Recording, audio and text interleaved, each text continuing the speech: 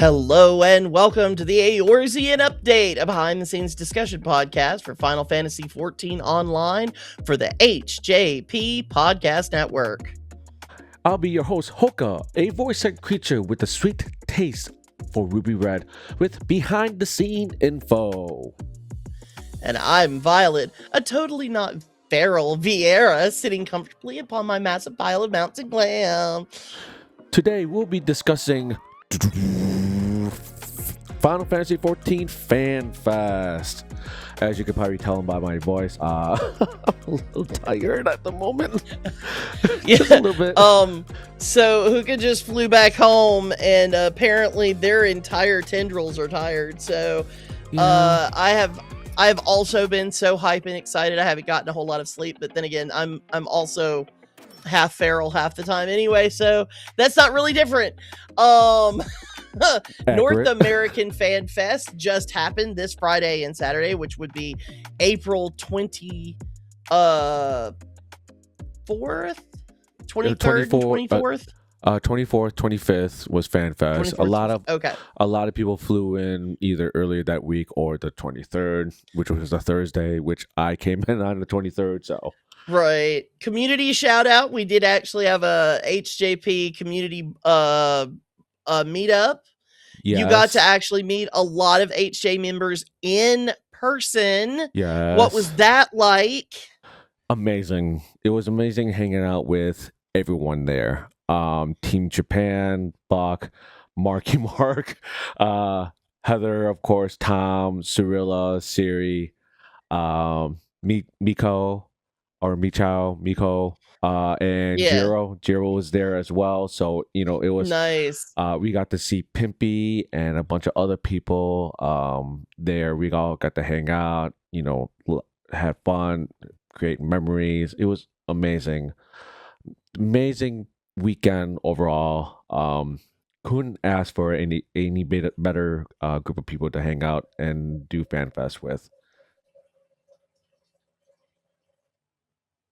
But really, really, really wish that you and Freya and everyone else was there as well. Sorry, I was choking on my saliva just now. I understand. We might need to take a quick break to go and get some water or something, because I was actually reaching over for water myself. Yeah, no, we wish that we could have been to. Logistics did not work out. It is not. First of all, for people who are not aware of the way that it works, there's a lottery system to get in, something that's very, very common apparently for Japanese conventions and concerts and other live events. So you first have to get through the layer of, did I get picked? And then second, there's always just the normal hotel, and then paying for the tickets. They're like, what, $225 each, not including concerts? 200. Wait, are you talking about the actual convention tickets? Yeah. They're $250. Okay, $250. But regardless, it's one of those things where if you're going by yourself, even, this is not a cheap prospect. If you are going with a group, which I would have to, then it would be even more expensive. So yeah, that would definitely be one of those things where it's cost prohibitive for some people, namely myself. Apparently, I cannot keep hold of my gill. I keep buying people too many things. Anyway, I think most of us are at this point. So. I was so excited to see you all there. I know that the hype was real. We had some massive information drops. Yes. This was literally, I would say, probably one of the most information ground shattering. We are at, I don't want to say I called it. I'm not the Oracle of Delphi, but I did in fact see at least some of this coming. You have to admit, we roll the tape. It's all on YouTube right now, and anywhere it's all else on our YouTube. podcasts Go check it out. The HJP Podcast Network. Go. We've got 11 episodes up, and there's going to be 12. So, yes, like my wig fully snatched, fully. This was so surprising to see all of it come out. We're not going to talk about any of the artwork, none of the preliminary stuff. We do have a name for the expansion. It is Evercold. Yes. Which you being, from where you're at in the world, you pretty much, from what I hear, are ever cold. Accurate. I was very accurate, except for the summertime. But for about a good. So for that month and a half, everything's great. Yeah, and then it gets cold again. See, I'm in the boiling part of the void. It is all hot down here all the time. So, but we got introduced to Evercold. We know where we're going. I'm not going to go into any details about that because this is where we just talk about systems. We just talk about those sorts of details. So if you want a breakdown of the story, there are lots of people on YouTube who have lots of predictions and things. I would say this is that I knew they had to be cooking something big when we didn't see a lot of systems changes for 7.0. Yeah. Because we had a massive graphical update, which for those people out there in the audience who are non-technical people, which is probably most people, to be fair, when you have a massive graphical update, and I've had this confirmed to be by multiple actual game developers and many people who do technical work in my life, you really can't do a full game graphical update without also updating the engine. Mm-hmm. So we were getting, and we now granted, because, and I understand, and I honestly, I think it was really smart for them not to sell it as a huge like game engine update, because what I don't think that it was one of those things where like they took the time to completely rewrite the game engine, because of course not. But I do think it is time that they, or it's the time that they took to go back and trim out some of, or update a lot of the code, because I've been looking into the history of this game.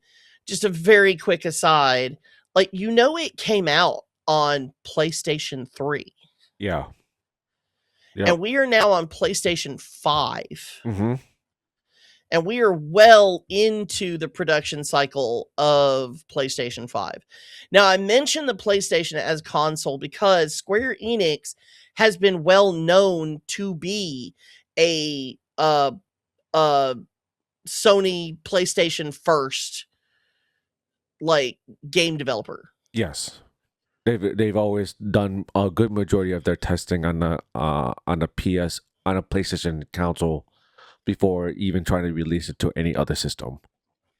Right. So even though Final Fantasy XIV has the unique position of not just being available on console, but also being available on PC and Mac, and now we get a new platform added, Switch 2.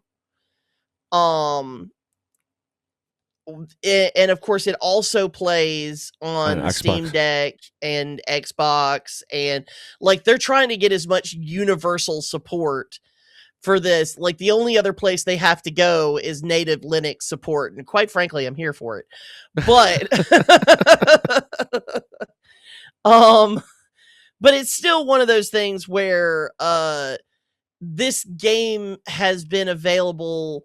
And if you go back, and we could make a whole podcast on the history of the development cycle of Final Fantasy XIV and how it came to PlayStation 3. And even though it came to PlayStation 3 very early, or somewhere like a few years, I mean, it's like midway through the cycle of PlayStation 3, it got updated for A Realm Reborn, which, by the way, was not an engine update. It was a very quick and dirty, let's convert systems and get it functional for PlayStation 4.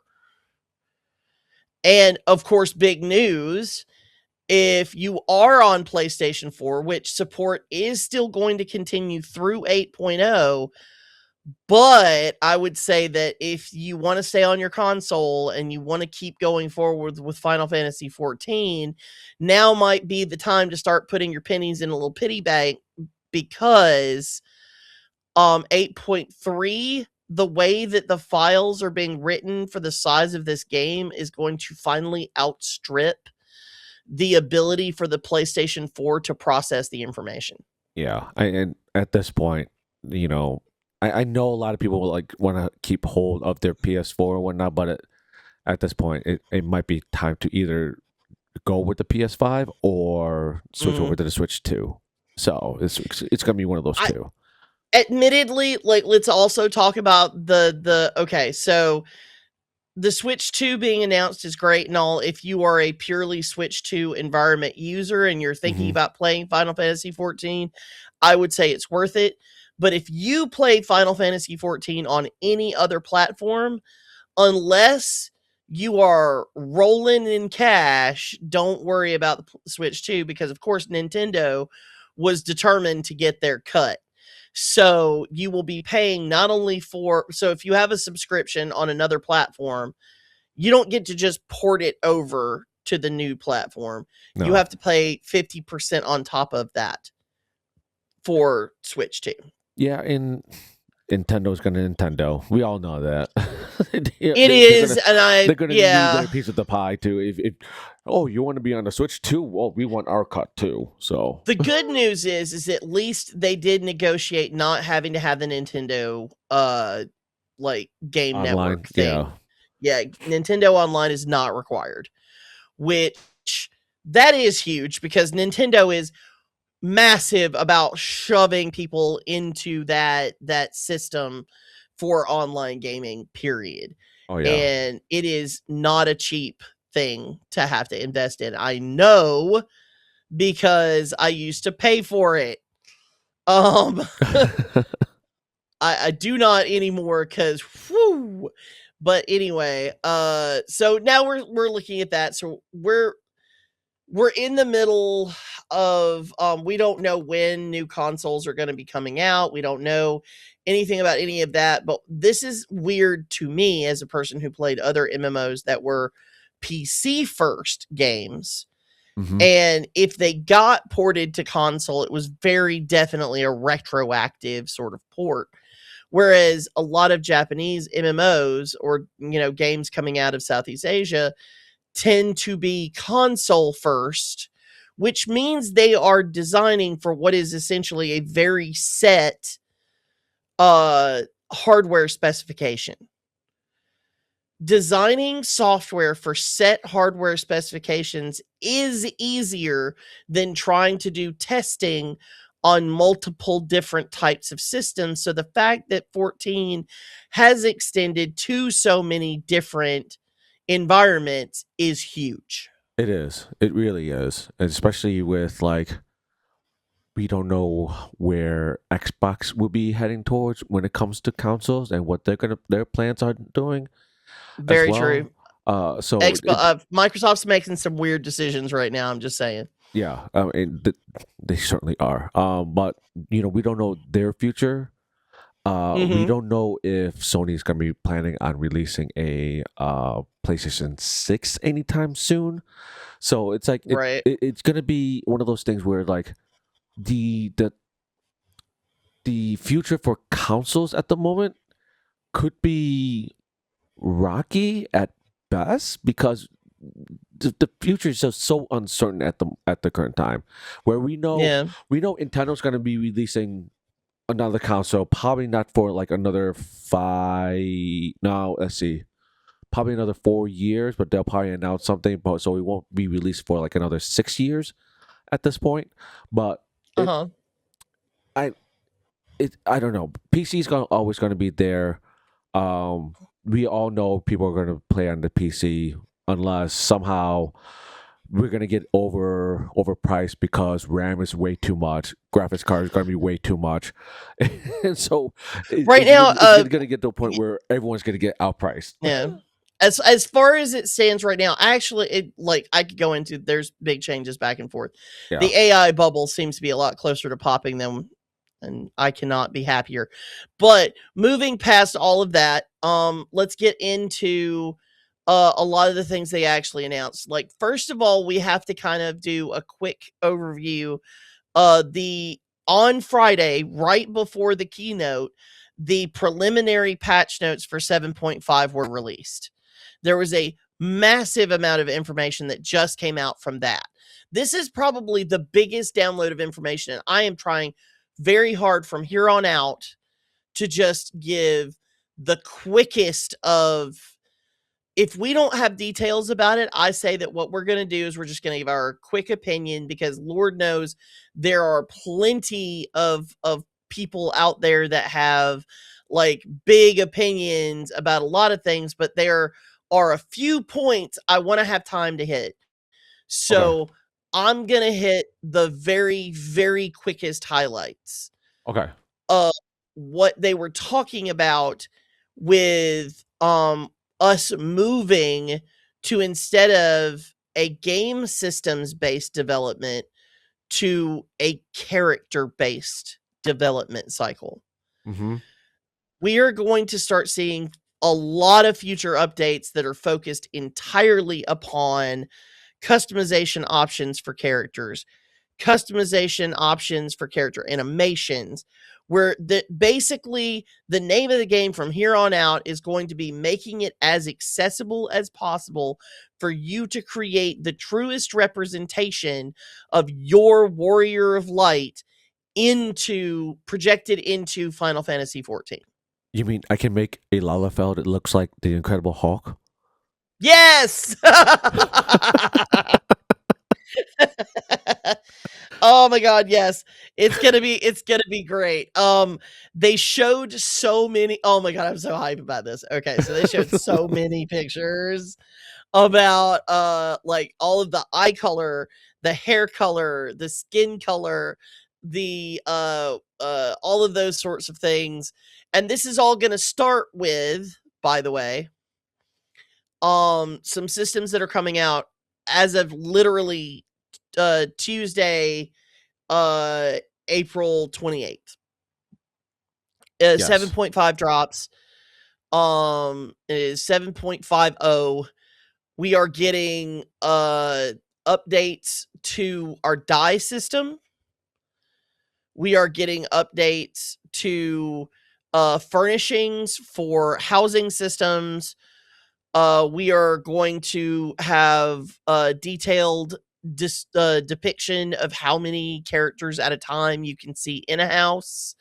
That's huge. We're getting more animations out of our Chocobo companion.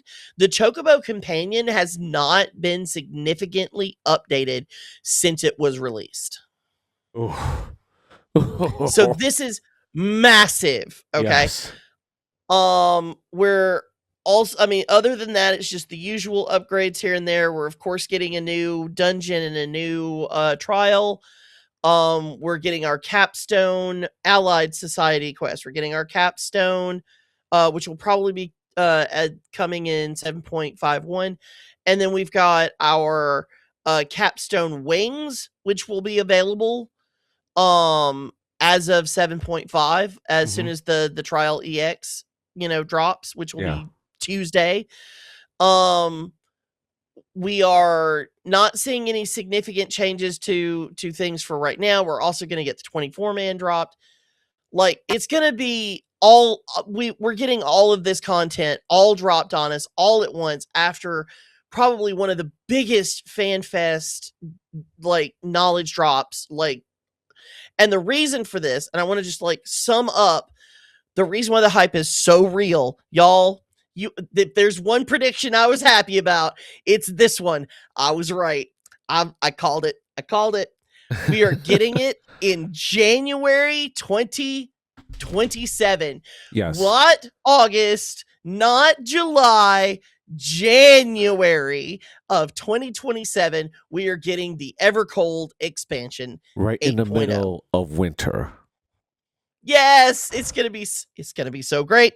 My wife has birthday, so she immediately turned to me and she was just like, "Oh my god, they gave me an FF expansion for my birthday."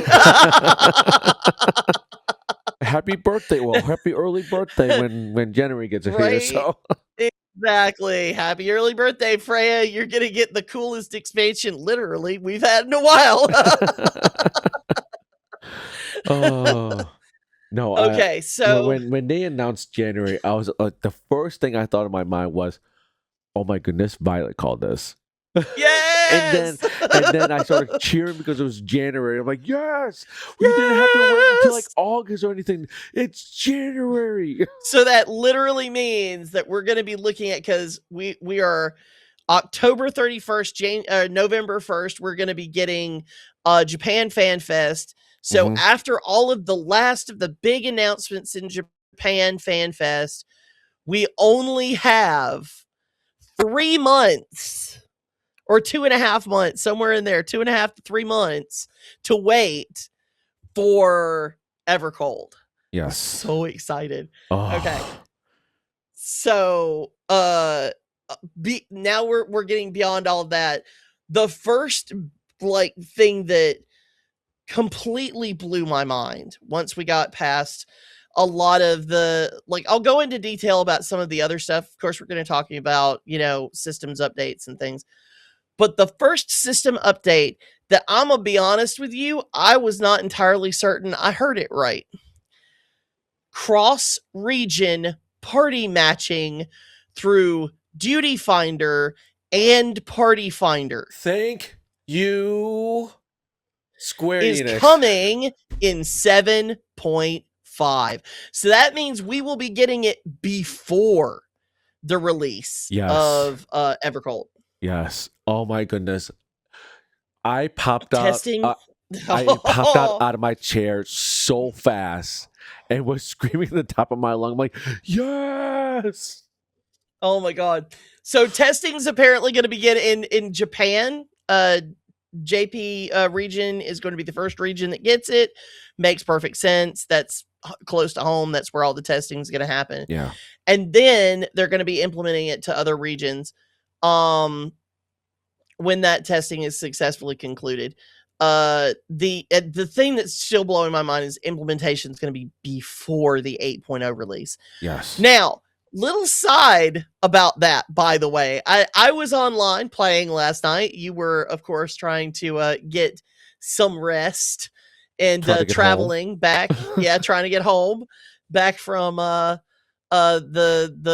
Anaheim location. Yes. I was helping some friends out on Lamia, which is on the Primal data center.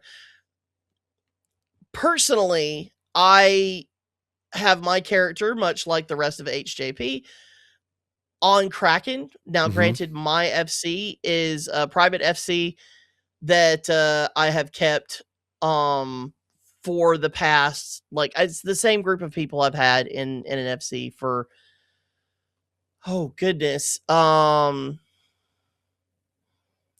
years now. 5 something years, like that. Yeah, something like that. It's been a while. So we are at this point, allied FC to the Kraken's Call FC for HJP on Kraken.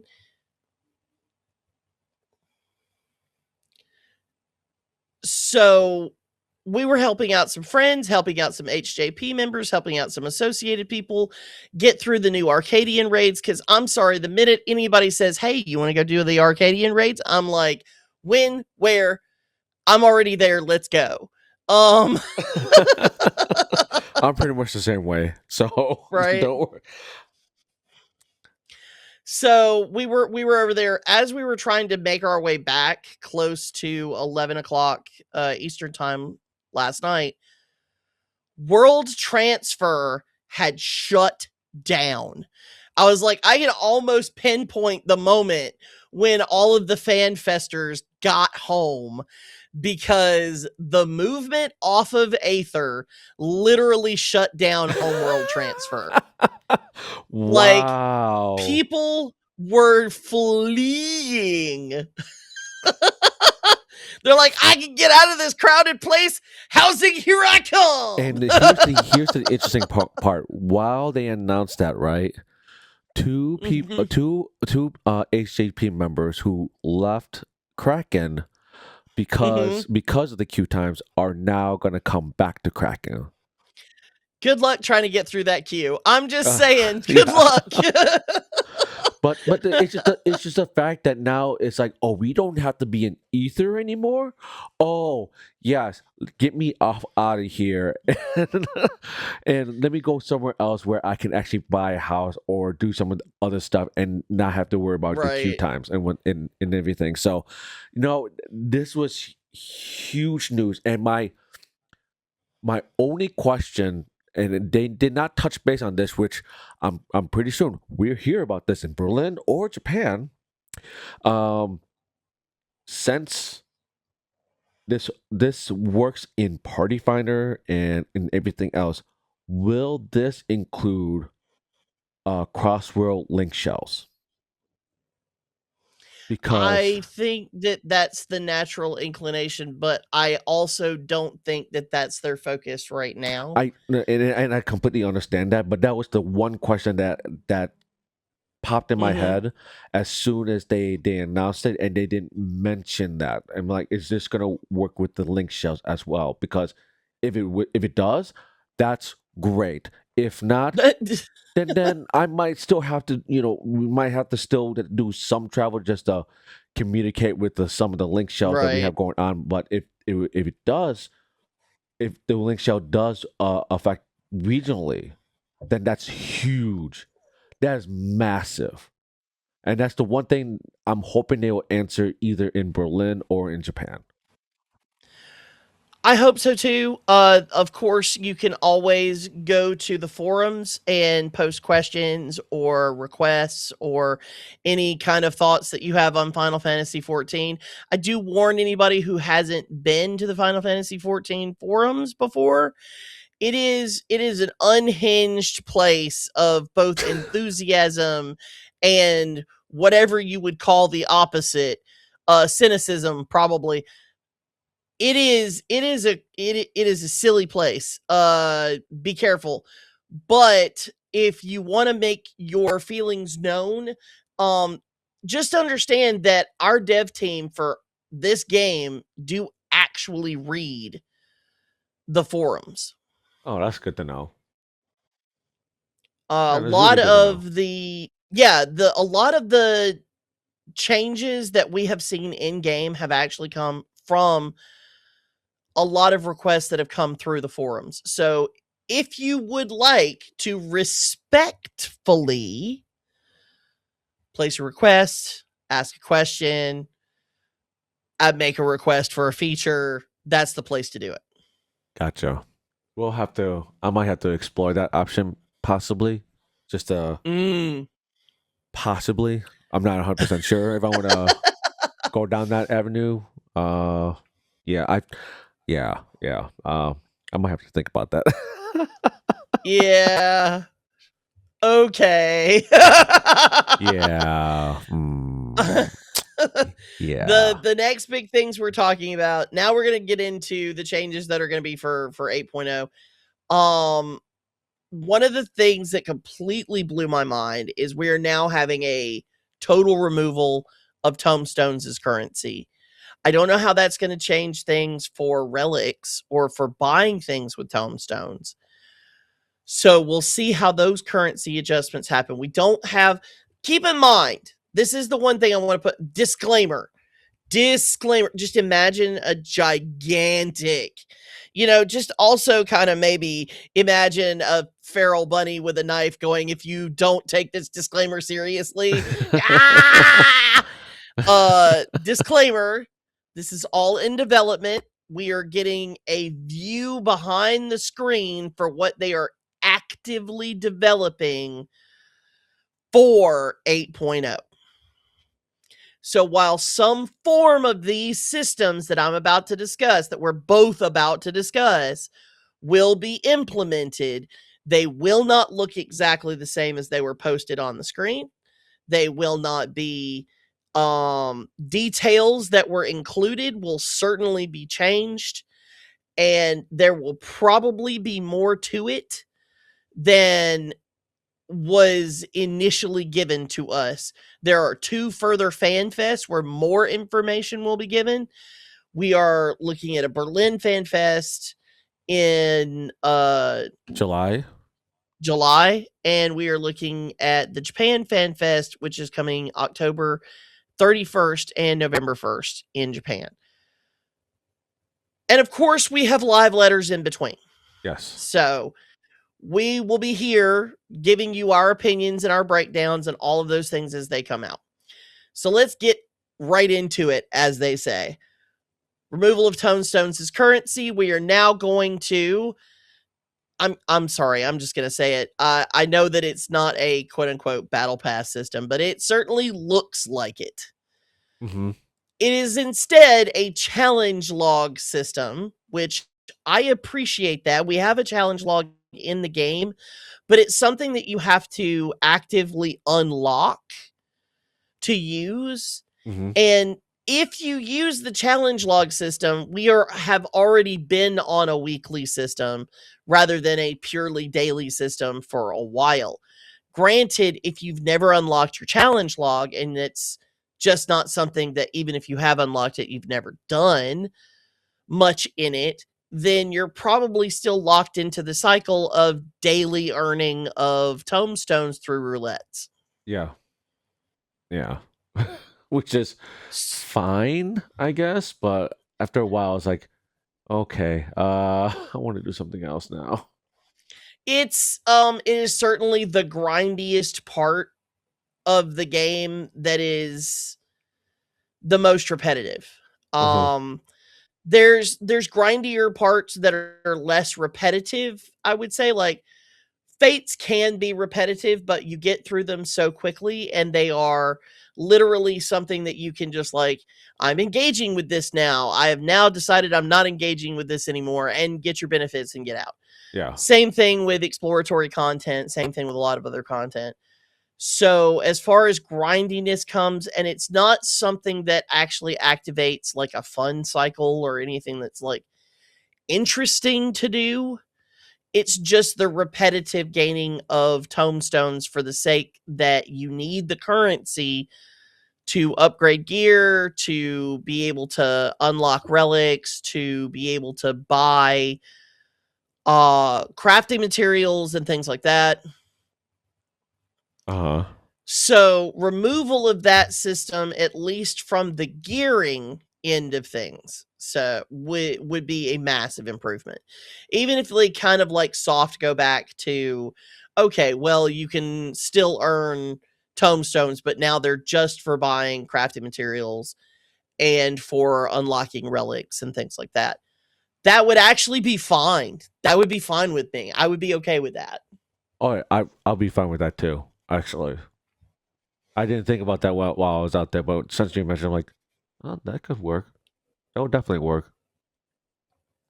Right? Because right now, I mean, there are phases of getting the ARR relic that require tomestones. There's phases of getting all of the relic series. Right now, there is at least some portion of it that is a tomestone grind. So if they were even to, and as a few people I follow online have referred to it as the hijacking of their poetics or hijacking of their tomestones for a period of time while they're trying to build up their relics, or they're trying to do things, other than gearing their characters. There's not a lot of tomestones to spread around. They, in fact, had to implement, just like you have a baseline tomestone, which are poetics, and then there's 2 tomestone types that they've had to implement. One is limited, and one is which is limited in how many you can earn per week. The other is limited only by the cap that it has on it that you can carry with you, and then you have to unload the cap constantly. Tomestones are the most awkward and unwieldy part of the system. So personally, I'm excited to see it go away. Granted, the first time that they showed what is referred to as the adventurer activity panel, Mm-hmm. my first response was, ew, what's that? I'm not an enjoyer of yellow. Yellow is not a color scheme that I enjoy. What are you trying to say about me then, huh? Oh, well, you can enjoy yellow all you want as a color, but it is just not in my palette. I mean, I have to live with it. What are you talking about? Hey. You know what? I mean, I wasn't gonna go there. I know.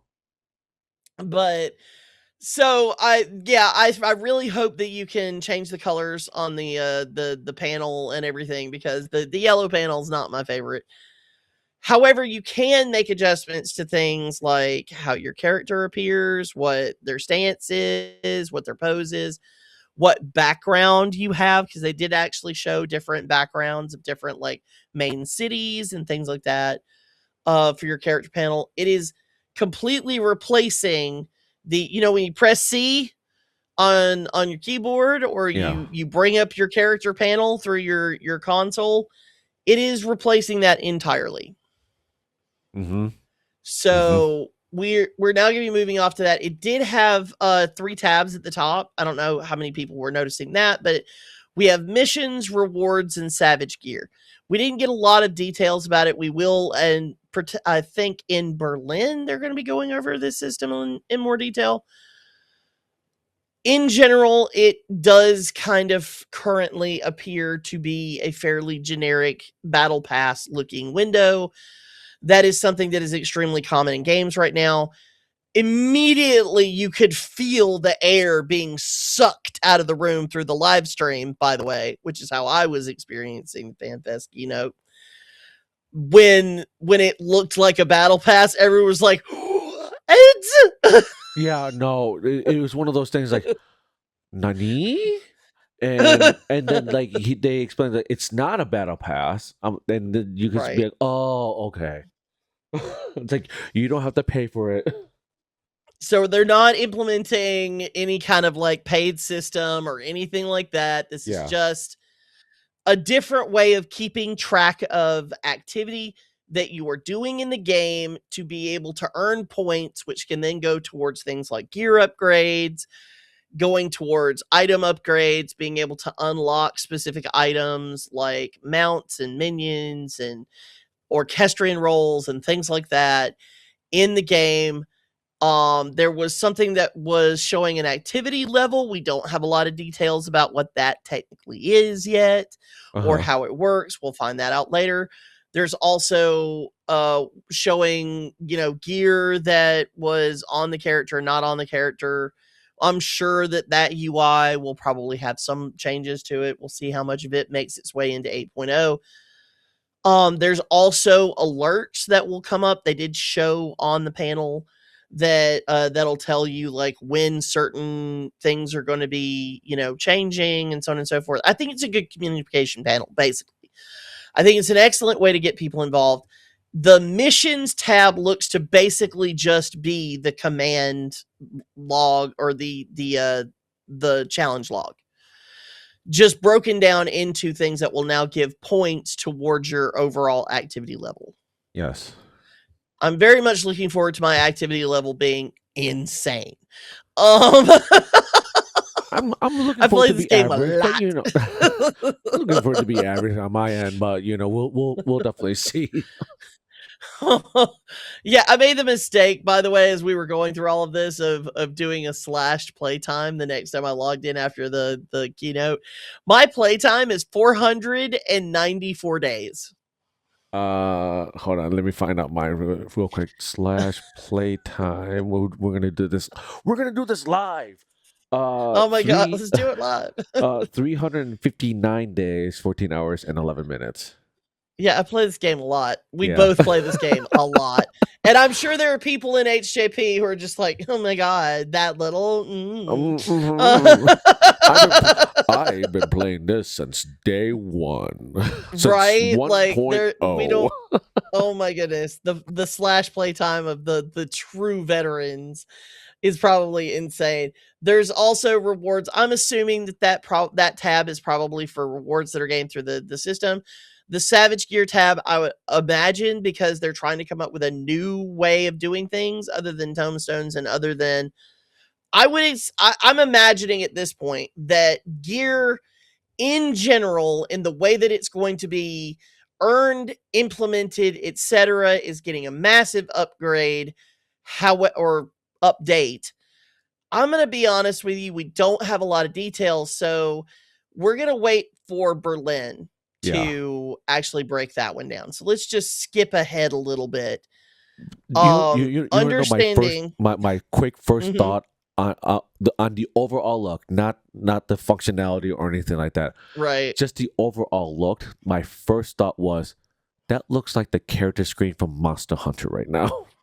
Doesn't it? Oh my god. I had the same I don't play Monster Hunter. I just watch my wife do it. But I was like, that looks familiar. That was my first thought. I'm like, oh, that looks like Monster Hunter. Huh. That's interesting. And then they touch back based on some of the functionality. I was like, okay, I like that. But it still felt like a Monster Hunter screen. You know, that's not a bad thing. I actually really like the UI for that game system. I will admit it gets a little menu deep when we're talking about the crafting system, but that's a completely different thing. Yeah. So we don't know a whole lot of details. We're going to wait for Berlin before we really get into all of that. I was really excited though for we're going to get a color picker for all of the colors of our character creation. We talked about that earlier. More eye and lip customization, etc., etc. But no butt slider? Come on. Give the fans what they want, Yoshi P. Okay, you know that was the question though, right? And that was talked about. The butt slider, the longer hair, and everyone was like, but Xenos has it. Oh my god. Okay, so I'm going to have a little, like, I'm a neurodivergent person who's been thinking about this way too much. Aside. Okay, so I am all for people wanting to call for any kind of customizations that they want in the game. And I think that everybody's jokingly mentioning Xenos. Yes, Xenos is an example of both a bootylicious character and a character with long, luscious locks. But I would like to make a point here, is also an NPC. This is not a character that wore a lot of different gear sets. This is not a character that was designed to be fitted into every gear set that was available.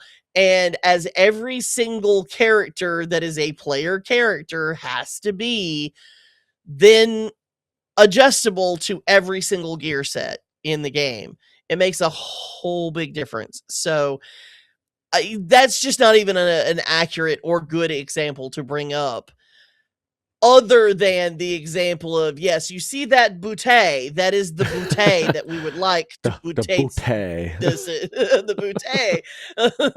If there is a bouquet of bouquet, that is the bouquet that we would like to bouquet in. Which is fine. You can express that opinion. I do not share that opinion, but this podcast does not endorse the bouquet of the bouquet, right, or the luscious hair of the bouquet of the bouquet. But I can also understand wanting those things for your character. Yes. Because they are, customization options are great. And let me also just throw out there, as a person who was blessed in the bouquet department, I would like to project myself a little bit more cleanly into the game. Right now, the options, they are a little slim. A little slim? A little slim. I mean, unless you have 100% intended, by the way, Tom. But calling you out. Yeah. So unless you have a particular set item from the Nier raid, that's the only way to showcase your bouquet in the game A. And the luscious bouquet. Yeah, exactly. Yeah, there are certain gear items that will provide enhancements as there were, but yeah, overall there's not a lot. But that's okay. We have apparently made our feelings as a community known, especially if you went to the Q&A. You can see Yoshi P's reaction. I was dying laughing the entire time he was trying to explain that, and the long hair portion. He was dying up there. He's like, no, that's not a question. It's not it. I'm on Yoshi P's side. I'm sorry. Those were not questions. Those were requests. So those were definitely requests. But he was like, question? No, that's a request. That's a request, not a question. Yeah, I agree, Yoshi P. You're right. You were done dirty. But I still want answers. Oh. Well, we didn't get a no. We didn't get a yes, but he did say he will talk to the team about. We'll think about it. And you know what? Yeah. Quite frankly, from a development team, that's what you're gonna get. See, there are a lot of more complications that people want to really think about. He did bring up some of them because yes, we have to now deal with the fact that there would be clipping, and while yes, we would have to. And obviously, we would expect as players that they would go through the now 3,000 glam items that might come anywhere close to that region of a character's body. That's a huge undertaking. That is a massive undertaking for that. It is, and mainly because people think, oh, it's just clipping through. It doesn't really matter. It does, because coding wise, if one coding does not match up with what you're trying to do, it will break. It will break the game in some sort of fashion. In 3D collision errors are actually a problem. Yes. And while most of them do not cause cascade effects or cause big issues, if you have enough of those errors happening all at once, it can in fact cause big problems. Yes. So again, I'm not a developer for the game, so I can't actually speak to specifics of that. And if I were a developer of the game, I couldn't speak to specifics of that. That's what NDAs are for. Yeah. So instead what we're going to do is we're going to move past that, and we're going to go into the big thing, the thing that I think just like snatched everybody bald, was the job action system changes. We are now getting a completely different button layout for all current jobs and future jobs. But we are, for the time being, and I know that they didn't say it, but again, I think that the community has like clued in that since the new jobs do not have reborn modes, that obviously what they're trying to do is they're trying to give people a safe place to land to eventually move into evolved mode if it is adopted across the board. So let's talk about what evolved mode is and how it compares to reborn mode. This has probably been rehashed in 1,000 different places, but you haven't heard what I have to say about it, so let's lock in. Well, okay, so before you go into more detail of it, let me do my simplification brain terminology for me. It's essentially what PvP has been playing for years now, and they're trying to do that in a PvE. All right, your turn. Okay. I mean, you're not wrong. I was going to touch on that too. We got introduced to a developer. Mr. Prime is how he's being referred to. Mr. Prime. You are the full chin paladin Chad of game design at this point for Final Fantasy XIV. And I said out loud, you probably could not hear me. I'm like, oh, you're the reason. You're the reason for all the death in Lighthouse. You are the reason. I think that was the reason for the burst of laughter. Is that yes, everyone was like, "Oh my god, sure bottom bad boss." When they were going through his resume and I saw Lighthouse and I saw Construct, I'm like, oh, Oh it's yeah. you. I have a couple of friends in my group who we were like on a chat while we were going through the keynote, and her response, as also an equal math hater to me, was like, "So that's the bastard." And I was like, "All right. Okay, I understand. We all have very strong feelings about Math Boss, but you know what? At least it wasn't difficult math." And she was like, "Speak for yourself." It's like, okay. So But that's Mr. what I'm going to do. I'm going to speak for myself. We're going to go into evolved mode now. Reborn mode is basically the same system that we are dealing with PvE right now. Yes. So it's your same rotation. However, they did go in to clarify that a lot of the synergy buttons that we have, that are things like raid buffs or our buff windows that we're supposed to be working within, that Hmm. don't just have to do with our personal output of damage or our personal output of healing, they're basically going away. So Dragoon has an ability that adds, I think, like a 15%. I think it's called like Battle Shout or something like that. Look at me, just such an expert. Anyway, um so it's purely a synergy button. It exists purely to give a buff to the entire party for a certain window, and it is supposed to be held for your 2 minute in the 2 minute meta. Hmm. And here is where we insert a little song of Ding Dong the Witch is Dead. 2 minute meta, dead as a doornail. It's gone. Yeah. Say goodbye. Hasta la vista. Don't care. Hope that the door hits you where the good Lord split you. I did not like your face in the first place. Go away. 2 minute meta is dead. I'm happy about it. Yes. I think there are even a lot of raiders who are super even happy about it. There are some people who enjoyed the aspect of being able to sit down and have a structure that they could work within, who are probably like having the like sweat mop moment of trying to figure out how their life is like, gonna be lived without the 2 minute meta. But you've got 9 months to figure it out. Yes. Hopefully within those 9 months you do figure something out, because ooh, that was Yeah, no me and the 2 minute meta have never clicked. I'll be honest with you. After after a while I was like, I don't care. That's just There's me.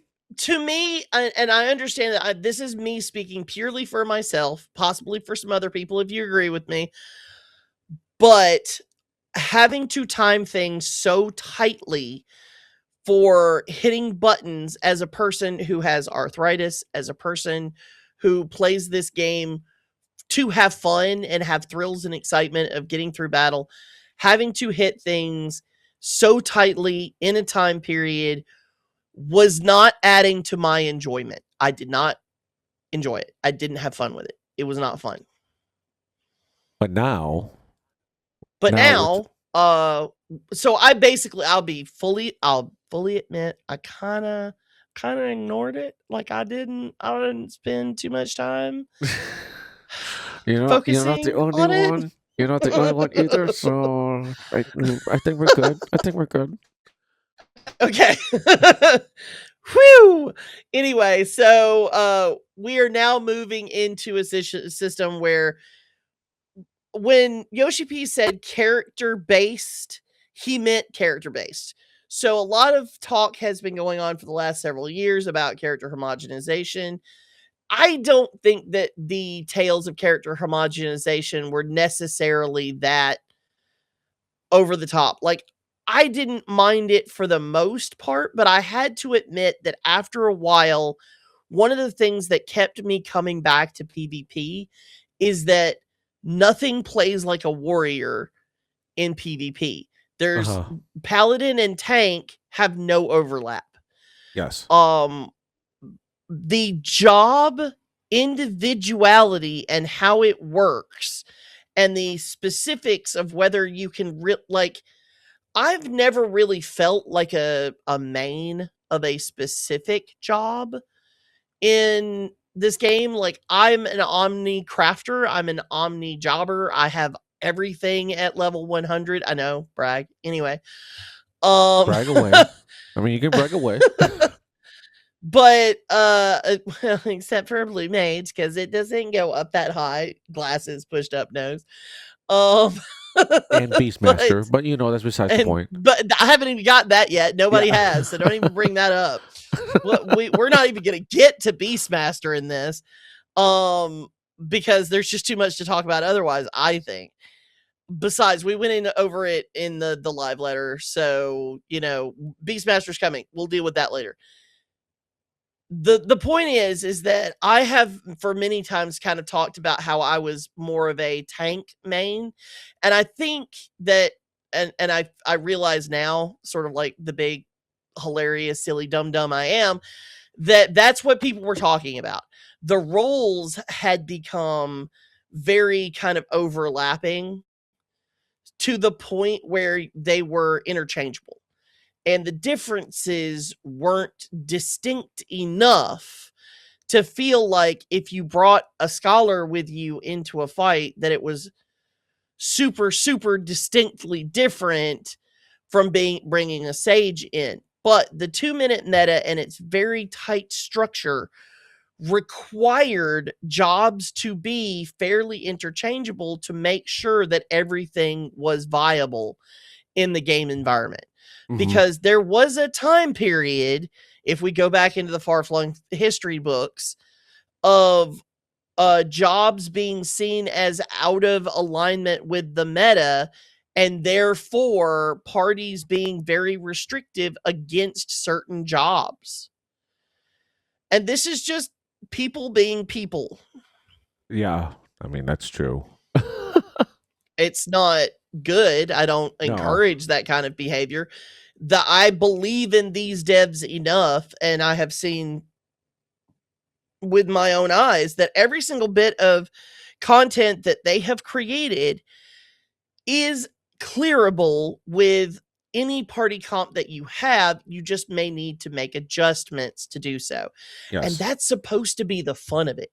Like, the fun of it is supposed to be figuring out like how you make anyway.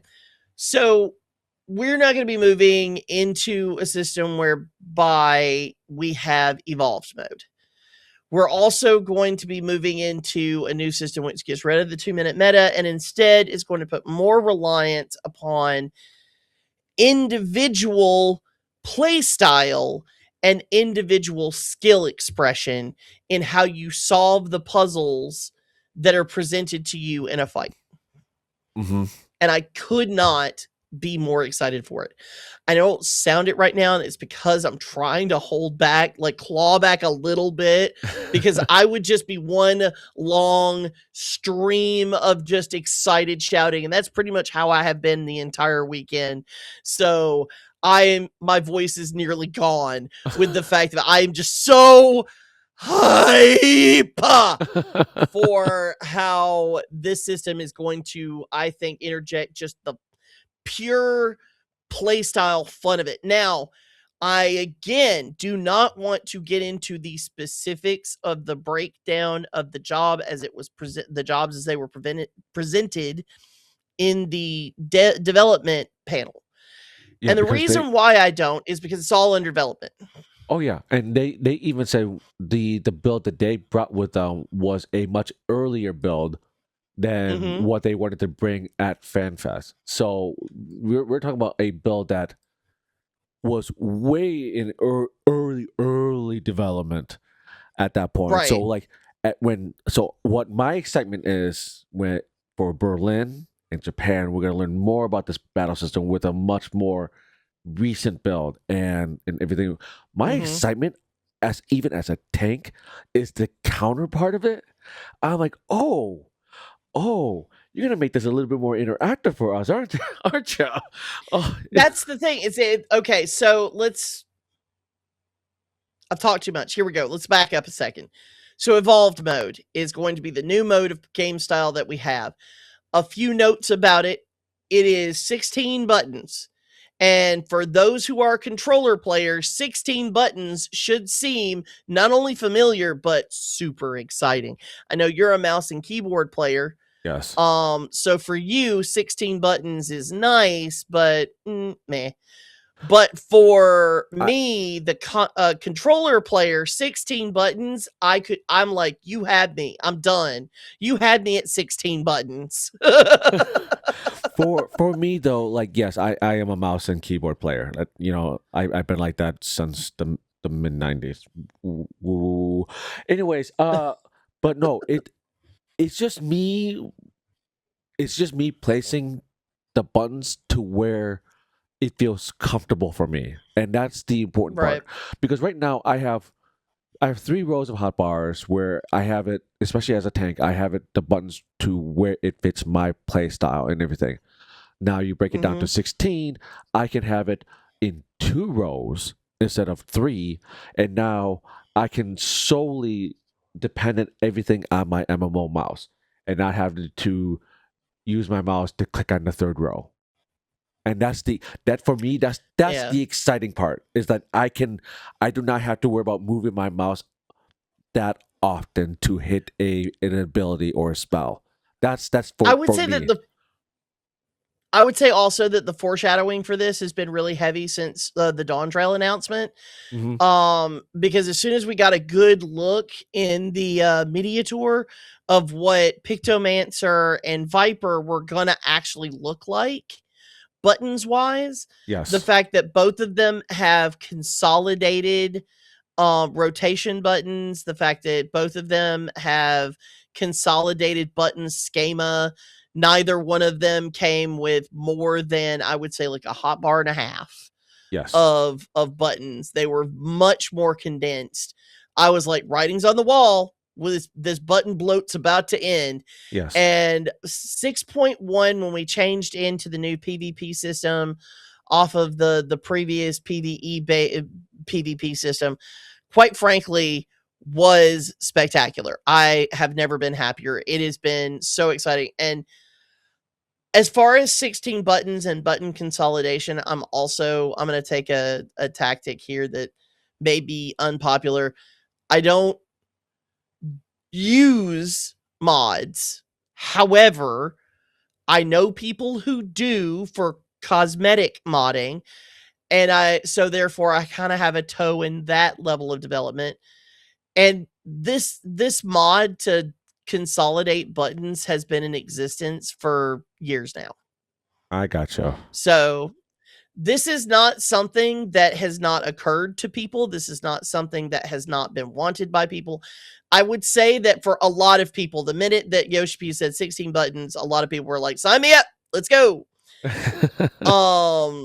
It's going to be available for all jobs that are currently in production. And here's where I think the moments of contention are starting to come in. It's also going to be for the 2 new jobs. By the way, we had a tank was announced, and we are getting a fizz ranged. So tank and fizz ranged are the 2 new jobs. We don't have any more specifics on that.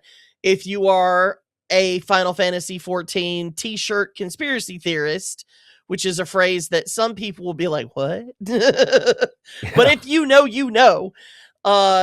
Yoshi P was wearing a t-shirt that said, who is back? And it's Ritalin from the ARR solo duty. He was referred to by Lucia, if you know who she is. If not, don't tell nobody. As the best of us. And so and it has a picture of him on the t-shirt. If you are a person who cares to engage in that sort of thing, I would say, at least for the HJP community and for any other communities that you're in, just make sure that everybody in your voice chat or in your chat wants to participate in that kind of thing, because it can get kind of spoiler heavy. Yes. Yes, it can be. Right? So now let's talk about, like, a lot of the things with evolved mode were not too scary. Okay. I think the consolidation of the 1, 2, 3, don't get me wrong, there are some extremely sweaty gamers out there who will get mad about the quote unquote lack of skill expression with being able to hit your 1, 2, 3 button. But I would say that, quite frankly, if that is your measurement of whether someone is a good or a bad player, I would beg upon you to please go find another game to terrorize with your really bad takes. Yeah. Because the 1, 2, 3 combo, it's not as though I would say every single person who's ever played this game has broken that combo. Maybe you don't break it every day, maybe you don't break it constantly, but the flow of that combo will be broken at some point, and it is not a defining factor of whether someone is a good or a bad player. The number of buttons that you need to hit to be able to affect combos isn't always a good indicator of whether a game is easy or hard. And I would say that even when you're talking about MMOs, the measurement of easy and hard is kind of forgive my French, it's BS. It's bull. It's just bull. Because difficulty level is going to come down to so many factors for so many different people that anything that maintains the ability for a good player or for a competent player or for a player who has an understanding of at least the job that they love the most, maybe not every job, maybe not every class, maybe not everything, but you give a person the thing that they click with, that they can then do things like, save the party, or, rescue a pull, or, be able to pull off their spectacular move and be able to express their ability to play at that level, is great and is an improvement overall to a system that instead sort of makes everyone be forced to play on the same level of, you have to pass the barrier of how fast can you press 8 buttons in a row before you can even get to the things that are specific for your job. Yes, and I agree with that wholeheartedly.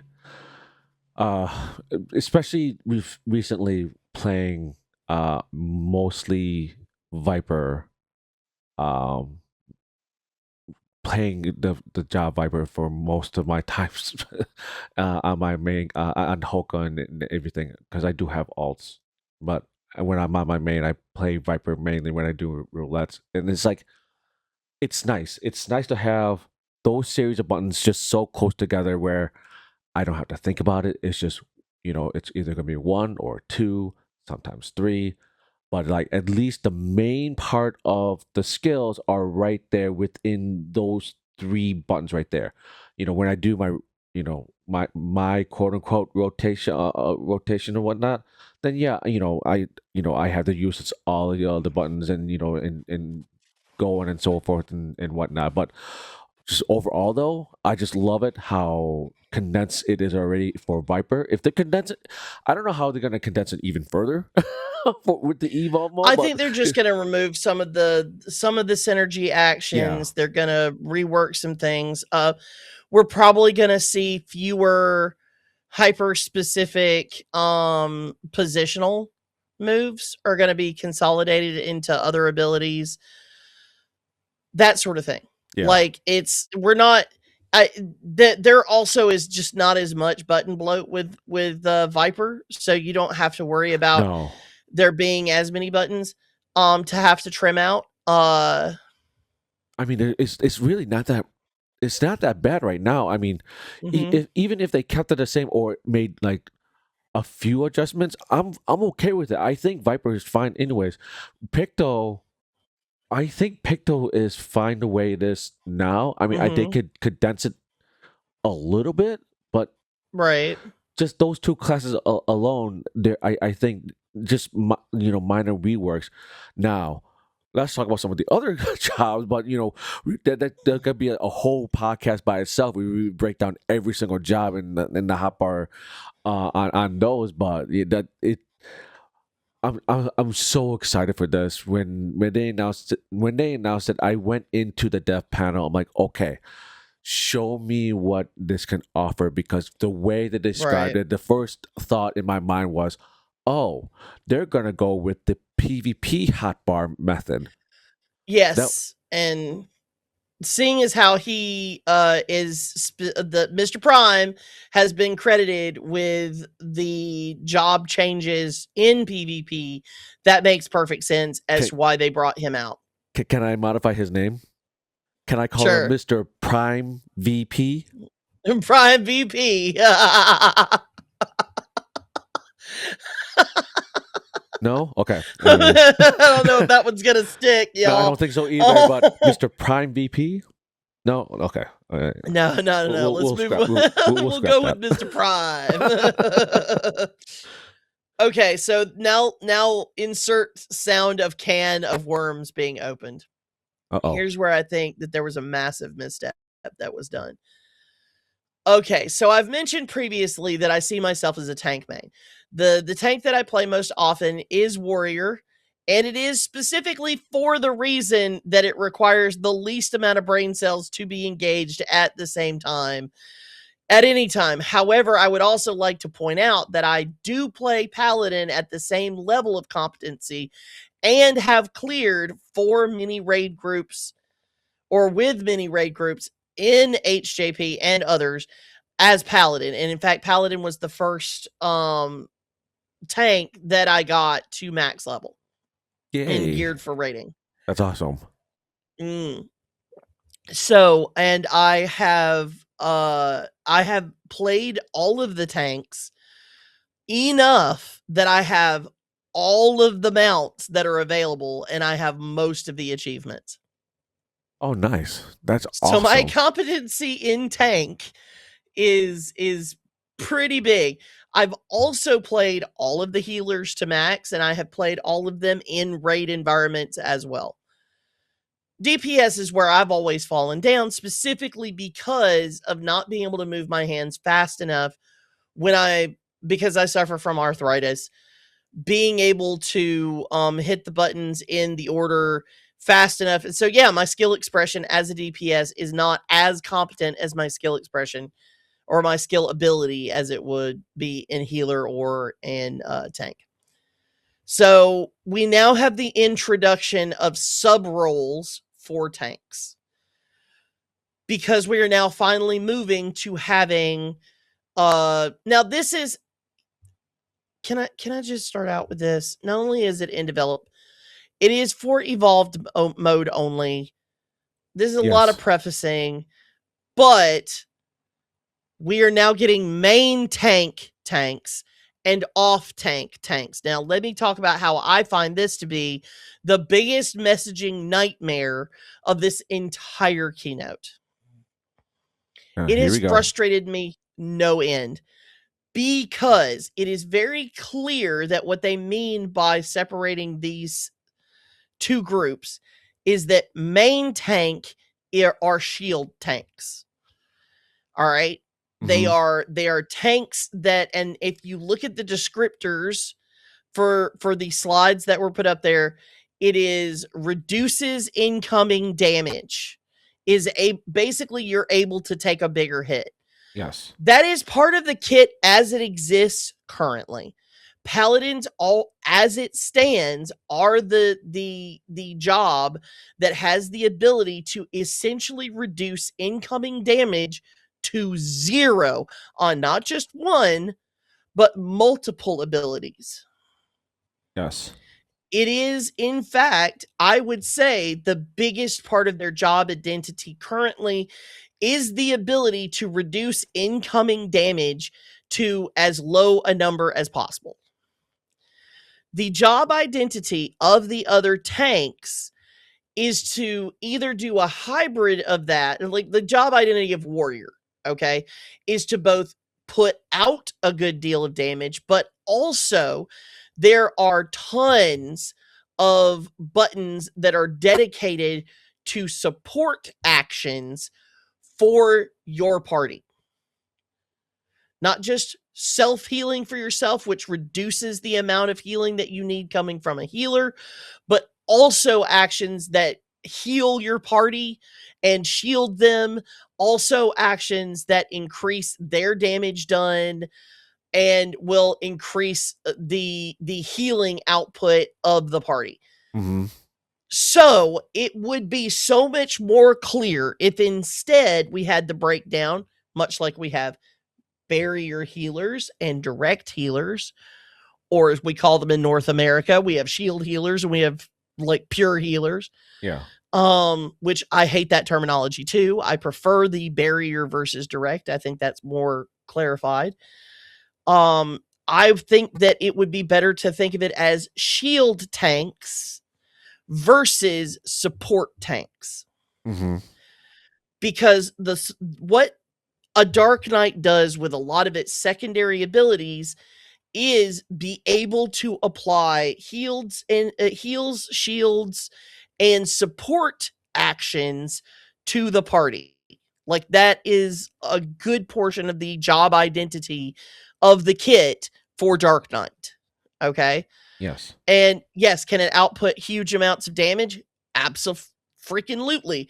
However, the other thing that's also very well known for is being able to literally put a damage reduction shield on a party member. Mm-hmm. That is also a part of the kit for a tank, for warrior as a tank. However, it just doesn't, the functionality currently of it doesn't work as well. Nascent Flash is an awkward job ability, and while I have used it many times before, I have saved many a pull with it. It's still awkward to use compared to Dark Knight's abilities. I gotcha. And you have the same sort of thing with Gunbreaker. Gunbreaker literally has heals, like direct regen heals, you can put on a party member. It has shielding that extends to the party. It is a bodyguard identity tank. Therefore, it is in a support-like role. Now, again, can those support tanks work as main tanks in the situation of a raid where you would need a main tank that holds aggro and an off tank that deals with ads? Absolutely, you can. Yeah. It is totally viable across the board. Do I think they're going to get rid of that viability? No, it would be stupid. They're not a stupid dev team. They're not going to do it. Do I think that the community is going to overblow absolutely everything that is coming out about this for views and clicks? Most definitely. Maybe. Probably. Definitely. I mean, have you seen the memes? I've seen the memes. I have. I've been... You've posted the memes. I have. Guilty. Very guilty. Yes, I have. So, and I've already seen people... Now, so far, it's jokingly being communicated to the group. And I do think that it is staying in the realms of jokes. But the problem that I would like to point out to people is that when things become joked about to the point where we have like an influx, let's just say this is a very successful expansion. We have another massive influx of players. They're brand new and they see people joking in chat about, paladins are just the main tank and that's it. They're going to take that seriously. Yeah. And then that being taken seriously is going to start floating through the rest of the community to the point where we're going to start seeing real discrimination against players based on the job that they bring to the party finder or the job that they bring to the party. And we're going to start seeing people making very off-base comments and complaints about people who play jobs based on their misunderstanding of this main tank off tank designation. So I think this was a marketing nightmare. I think it was the wrong terminology to use. I don't think that their ideas behind how they're implementing it, however, are bad. I'm really hoping that they take some time in Berlin to address that, because I also don't think that's how they wanted to come across, as paladins are the only main tank. I think that role can Mm-hmm. be switched in and out between all four of them currently until the fifth one shows up. Right. But you know, I really hope that they address that, but not like in great lengths, but at least say something along the line like, the main tank can be any one of the 4/5 of the Yeah. tanks in everything, and not just paladin. Okay, but can I explain to you why I have a problem with even that mentality? Mm, Because like I get where you're coming from, and I agree. I really do hope they address it. But let's also understand that there is only a small sliver of the community that actually participate. Like it's no more than at best like 40% of the community, or of the players as a whole, who actually engage in things like live letters and fan fests and all of that stuff.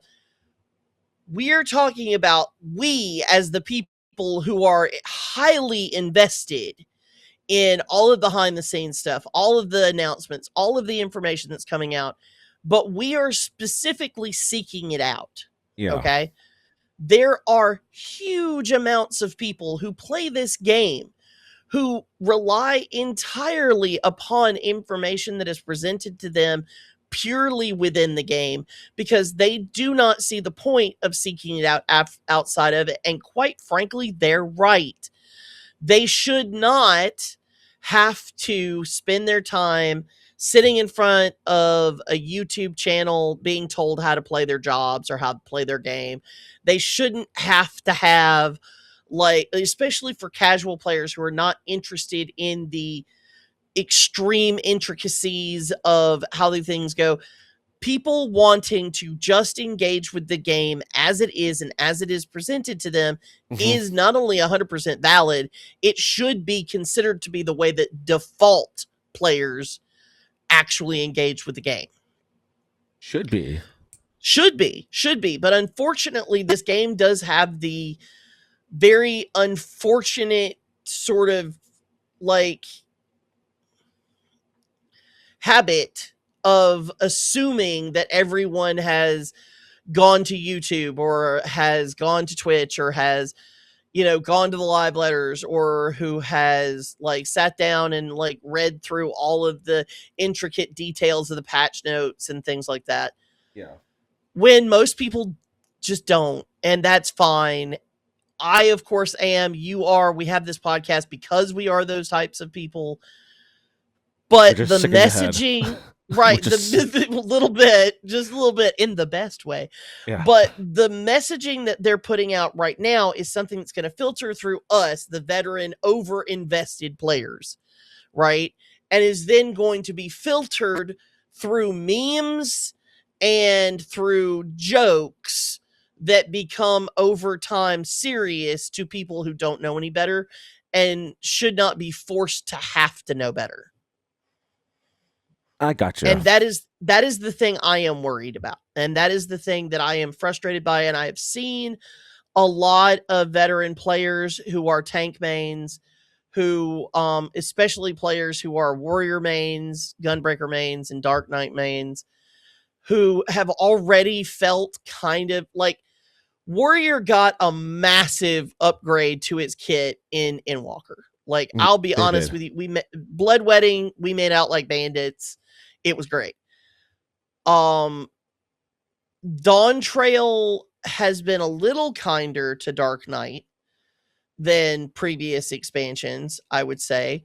But it's also, I mean, it's had its ups and downs. It's really only kind of shaken itself out to be something that is like well-rounded in the last like 10 levels, which kind of sucks if you're going to be honest. I have a friend who has recently been leveling their Dark Knight, and they have only leveled it through this last version of Dark Knight.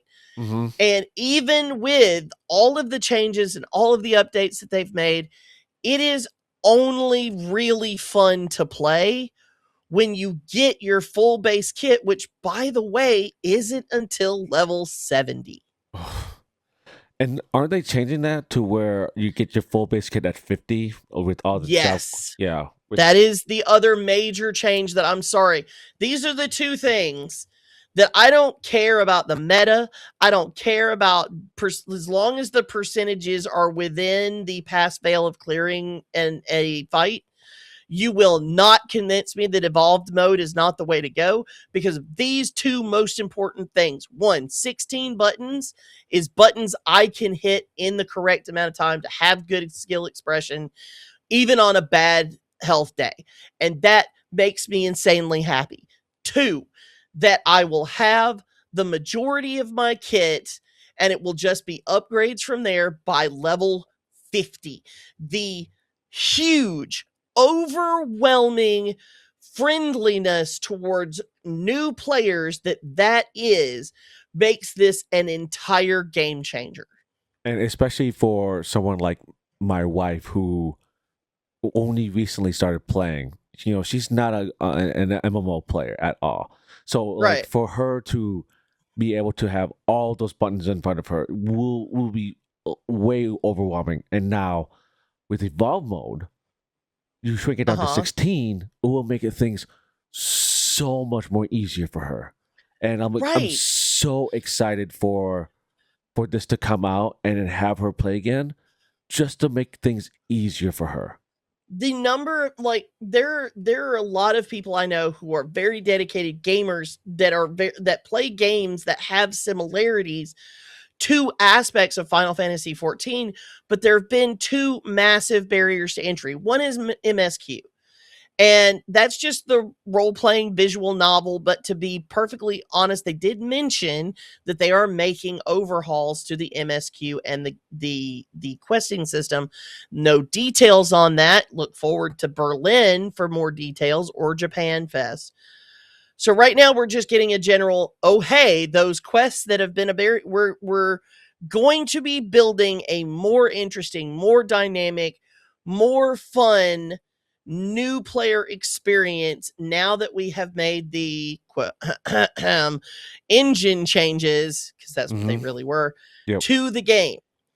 And I am so here for it. The amount of absolute other over-the-top hype I have for this is almost uncontainable, because I have so many people in my life who I would love to play with, who take one look at the no, really, it gets good after the like 50th episode anime-ness of Final Fantasy XIV and goes, that is too high a barrier for me to leap over. Yeah. It's essentially like, oh, trust me, just get past like season 7 of One Piece and it'll get really, really good. I'm sorry. Oh, yeah. You know how many how many episodes that is? Season 7. Yes. I'm not season 7. The 7th arc, because essentially season 1 of One Piece is over. But like the 7th arc of One Piece is really good. You should watch it. But you know how many episodes that is for me to get to that point? No, exactly. I get it, and like that, I know that's the hurdle that I need to get my wife through is ARR. Yeah, and I've been recently replaying back through it. So, because the problem that also comes in with it is there's a certain amount of what I call veteran amnesia. Yeah, you get to a certain point where you've played the top end for so long, you forget what it's like to come up through leveling. And even if all you're doing is just that 10 levels per expansion, there's a completely different experience when this is brand new. The gearing is weird. The leveling is not very linear. The story, I'll be honest with you, even in ARR, the story is good. The music is phenomenal. I love the game. It's easy to fall in love with it, but the game system has needed an overhaul for a very long time, and quite frankly, I'm very excited to see it. I just hate the messaging that we're getting of main tank versus off tank. Granted, they're trying to be like, no, no worry, it's just evolve mode. It's just evolve mode. Okay, so I'm gonna refute that point. I don't think it is just evolve mode, because what they're talking about with the changes to evolve mode in just the separation into the subgroups of main tank versus off tank, or as I again like to call it in my head and out loud very loudly, is shield tank versus support tank, is that the kit, as I mentioned before, it's already there. Like, it already exists in that format, and they're literally just trying to create descriptors that describe the kit that you're using and how it functions in gameplay, so that they can design encounters that allow for more individualistic expression of uh, gameplay in between, or within each one of those roles and things like that. So I don't think it's going to be impacting viability. I don't think that it's going to be impacting gameplay negatively. I also would say that if you have an ounce of caution towards this, because you're worried that you won't be able to learn the new system and that evolved looks like it's too complicated or whatever, because even though they are trying to create a simplified system, I'm going to be the first one to call it. It is not simple. It's not. It's a contextual system. So depending upon what you have targeted, depending upon where you are in your rotation, depending upon what you are trying to do with whatever power, it's going to be dependent upon what power you're using in the context that you're using it. So that's one thing. We're adding contextualized powers. We're also adding things where role actions will become actions that are also uh, things that are contextual. We're condensing our buttons, but by condensing buttons, and people who've been playing Viper or even Pictomancer understand this aspect of it, it still means you having to jam the same button very, very quickly to catch it, to queue it up enough to maintain your DPS level within the global cooldown. Yes. Yes. You're 100% correct on that. So it's still not, oh, I just press one button and it does all the things. It is, you're pressing that one button very rapidly. Now, currently, because of the queuing system, for those who don't know, I'll clarify. The way that Final Fantasy XIV works is there is, whether there is a cast bar or not, there is an internal casting time of the global cooldown, which I think at current moment, it's very close to 3 seconds. It's 2.65 or 2.85 seconds, somewhere Something in like that. It subtly changes back and forth depending. I don't pay too close of attention to it, to be fair. The 2-minute meta has been so tightly designed around by this point that there is materia in the game that increases your spell speed. There are jobs that have abilities that increase spells or increase ability play speed through reducing the global cooldown. And in doing so, they will actually wind up accidentally with a very good, very physically talented player throw their entire rotation out of alignment with the 2-minute meta. Yep. Monk players struggle with that a lot. Oh, yeah. They do. But it's also a struggle that you can find within Bard. It's a struggle that you can find within anybody who sometimes winds up outside of the 2-minute meta because of cast times and things like that, like Black Mage. Yes. So trying to materia or trying to make adjustments so that you can very tightly fit within this 2-minute meta has relied upon having to use outside abilities or having to use abilities that make adjustments within your rotation, and then having to know when those adjustments are necessary, based on whether or not the way that the fight goes, whether or not you're going to wind up clipping a GCD or whether or not you're going to whatever. But there is a queuing system. So once you get through about 2/3 of the tick, as it's called, of the global cooldown, you can hit your next button and it will essentially queue that next action. Mm-hmm. Action queuing is something that on a normal gameplay level, and I would say even up to like an extreme gameplay level, is used, but isn't strictly necessary to adhere to. It's a good idea to be aware of it, but it's not something that becomes a focus of making sure that you are aligning your queue of abilities, both from your rotation as well as interweaving your weapon skills and abilities, and then also interweaving things like pots, potions, and other items that may give you bonuses within those fights. Yes, most definitely. And that is something that ultimate raiders and people who are looking at the very, very highest end of gameplay in this game have to keep in mind. Okay. So being able to get rid of the 2-minute meta, the fact that it is dead as a doornail. I'm serious. I want to throw a party. Can we get some people out here? We need a dance floor. We need some hunch punch. We need to get this going. Like, I'm so happy it's yeah. Hell yeah. Oh my god, so excited. I still could not. Oh, I've been wanting to shank the hell out of that damn system since I started learning about it. Ah! Okay. But enough about that. So what we actually saw in the development panel, though, we can go over in kind of general detail, but if you want more specifics, they do have the live stream up on the Final Fantasy XIV channel and on YouTube, and I would suggest, or Twitch, but the Twitch is going to go away after 7 days. I would say go check it out on YouTube.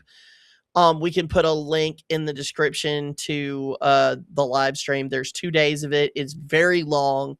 There are also tons of YouTubers who have made their own shortened videos where they've taken pieces of the keynote and they've gone over it.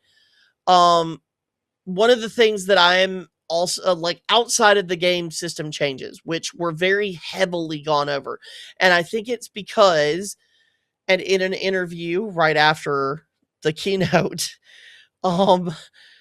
somebody mentioned like, well, what about this evolved and reborn system? Like, why are we having both? And Yoshi P specifically mentioned a game I used to play way back in the day, Star Wars Galaxies. Star Wars Galaxies had a very awkward system for a long time, and when they had their development team go through and actually try to create an entire full system overhaul, like it was a massive system overhaul, it was so poorly received, and unfortunately the code was already put in place. There was nothing that could be done. Yeah, I was remember done. that. Yeah, I remember that because I had an old friend of mine. He played it, and then once the new system came into play, I think he only played it for like another week or two, and then he unsubscribed because it was not good. It was unplayable for him. Right, and that's just it. It was one of those things where there were a lot of people who found it unplayable. So I would say prepare for the fact that 8.0 is the entire expansion and patches, and and it may even extend into 9.0. They are dedicated to making big tree shaking changes to Final Fantasy XIV, and as a game that is over a decade old and is considered to be an old MMO. Who would have thought that, huh? Hey, church. Hey, Houka. Yes. Yeah. We're old. I know. I ancient, know. ancient void creatures out here. Oh my god. Anyway, so Well, if we're voice sense, then age doesn't really matter, right?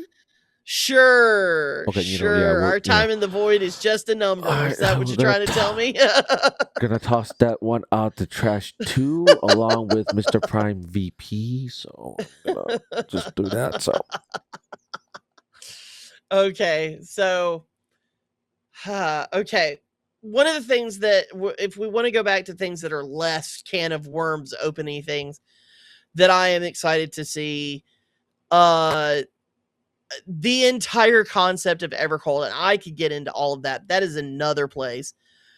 The character animation skins. We didn't get a lot of details about it.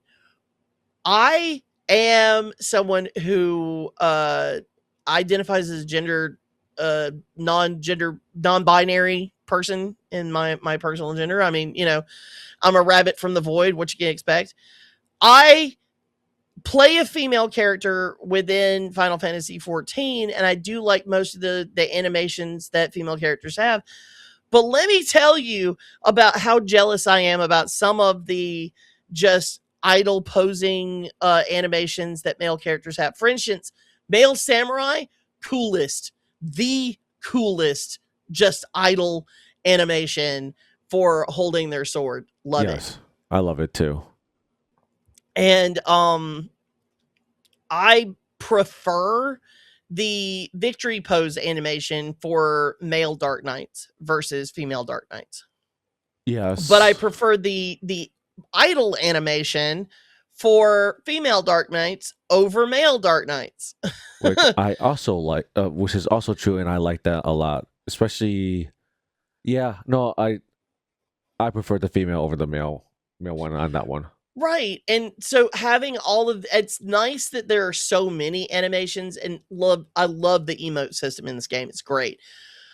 But being able to then apply those animations to different abilities, or even being able to see different changes to how your character walks, how your character actually physically moves as a differentiation from other characters. I've understood for the longest time why the character creation system, while robust, has to naturally be narrowed down to a certain number of options, because otherwise it becomes completely overwhelming, and it becomes overwhelming to the system on the back end.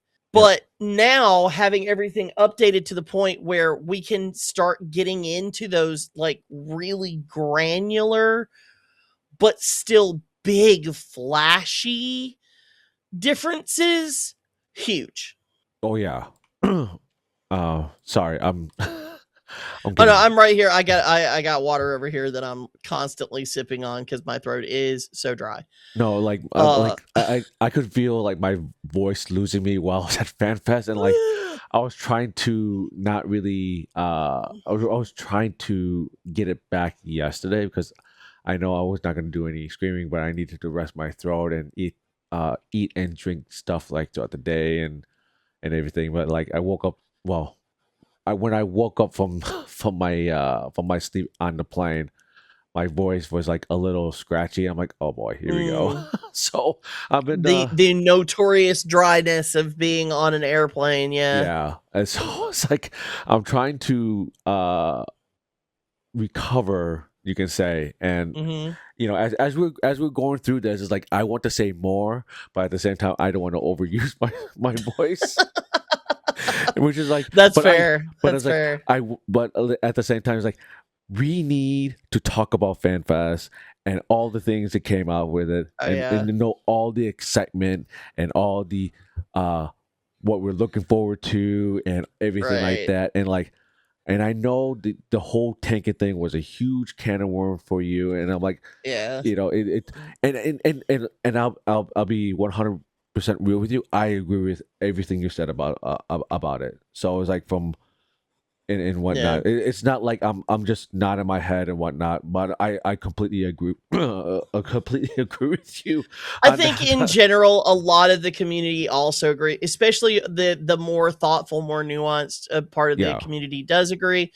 But at the same time, there were an awful lot of people who are Gunbreaker mains, Dark Knight mains, and Warrior mains who immediately felt sidelined. oh yeah, They no, immediately felt as though they were demoted, as it were. And I don't think that's the intention at all. I I don't think don't so. think that that was what they were trying to do. But I can also understand the feeling because, yeah, the first split second when I saw that, I had to be like, wait, what? What are they doing to me? And I had to think. I've had some time to process it, but it was one of those things where I was like, okay, I can understand why people would come up with that idea. That's not what they were trying to say. It's very obvious when you take the time to go over it, and you realize that they're just trying to find the best way to communicate the ideas. And it is very similar to the ideas of there will be a little bit of a bonus when you take this job as and you take this job. So rather, and it's very similar, I think, to the same percentage, because there is a percentage bonus that you get when you go into raids and you have no overlapping jobs. Right now it's more specific to having the same job, Hmm. right? So you have to have different jobs. Uh but I can also understand them trying to. It was fairly obvious that the writing was on the wall for them to try and get a little bit more granular. And I can understand why they're trying to do it, because it is also fairly obvious from the dev team panel that there is a movement towards reactive Yes, abilities. yeah, And reactive abilities are going to require certain placement within the raid to be able to pull off those reactive abilities. Honestly, it all looks really fun to me. It all looks like they're trying so hard to inject more actual play, playing around, finding new strategies. I think that they want very much for people who create guides and who are like first timers who like to come up with their own things to also have fun being able to create those guides. But I also like that they are trying to interject more flexibility in not just the gameplay, but also their ability to create the arenas and the bosses and the fights and the fight design, because it means we have more options at that point for strategizing and creating new ways of dealing with what gets thrown at us. oh yeah, most definitely. To that, I'm going to then go into something they put a little bit earlier, but I think this flows in a little bit better here, is that now we're getting evolving battle systems. Okay. So they have heard our calls for mid-core content, and we are getting more mid-core content, and that there is now going to be a third tier for raids, especially for 8-person raids. And that is, we're going to have normal, whatever the second tier, new tier is going to be, and then savage. Because right now, the step up from normal to savage is pretty severe. Yes, it's yeah, it's bad. Like the gap between the two is how can I put this without sounding really really mean in a way. What's the word I'm looking for? Unattainable for the casuals, I guess. I wouldn't say unattainable for casuals. Here's the way I would phrase it, is that savage rating is such a high step up from normal that if you were someone who could very competently, quickly, and efficiently clear a normal, you could potentially convince yourself, oh, no big deal. I'll step into Savage. It's what? A little bit harder, a little bit longer? It's fine. It is not. That gulf is such that yes, some people it will be fine. It in fact they're probably itching like crazy for a bigger challenge than they're getting. But for the vast majority of players, the playstyle that you experience in normal and the playstyle that you will experience in Savage, there is a gulf between Yes. those two experiences. And having something to bridge that is going to be nice. I do think that the intention was to put extremes, that is trial extremes, as a way that was supposed to be like a third tier. It was kind of supposed to be mid core.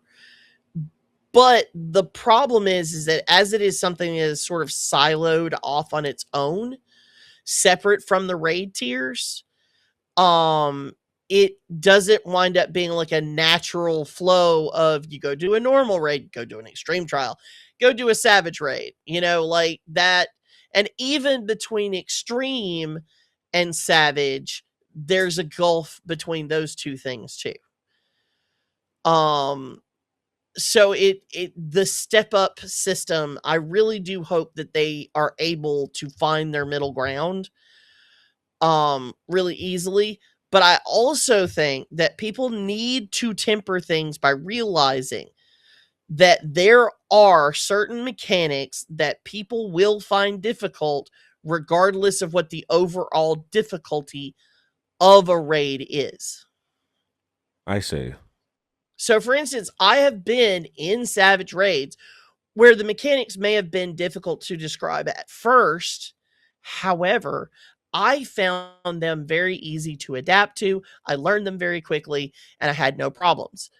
But you then take that exact same raid and go into the normal version, and for some reason, whether it is because you had to move very quickly between left and right, or you had to identify or use spatial awareness to identify something on the other side of the arena, I did not recognize that as easily, and it became a very difficult mechanic for me. Huh. I've gone through, yeah, there were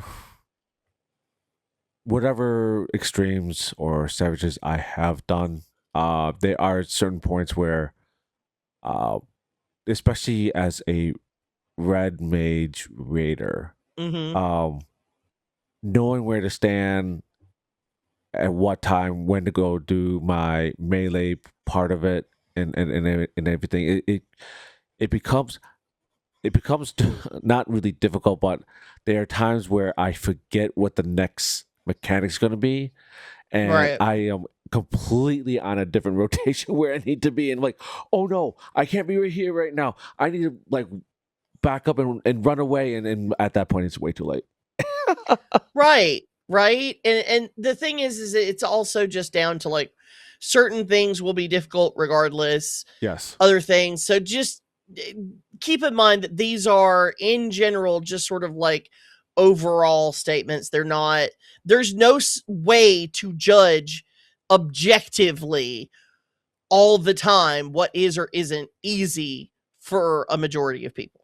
Yeah, It's especially just not possible. I feel when they announced this was for more like, they were pretty much saying, we know our fan base are getting way older. They don't have much time to play, so we need to find something where, they're not, they want something harder than normal, but not in a savage mode. So we need to find Right, something not in where you between. have to sit there and you have to prog over many, many, many hours. Yeah, It's like exactly. something that's closer to the extreme experience, but maybe has a little bit more difficulty to it. Like I'm on board with that. Also, anything that can spread out your ability to build a savage raider kit Yes. without having to either spend a ton of gil or have to build up a ton of turn-ins or anything else. Anything that can help alleviate that is always going to be huge. They're also going to be making adjustments for 24 person raids, but we're not going to find out about that really in detail until Japan. Yeah. So They've acknowledged that 24-person raids are a time sink. They are, in general, much longer than single boss raids. They are not a huge time sink, I would say, but they'd still average around 20 to 25 minutes. Which is just a bad dungeon run. Let's be honest here. It's not, I mean, you really should just be setting, the minute you queue into something, just go, okay, do I have the 20 minutes to do this? And just be okay with it. But we're going to wait until JP Fanfest to find out what that means.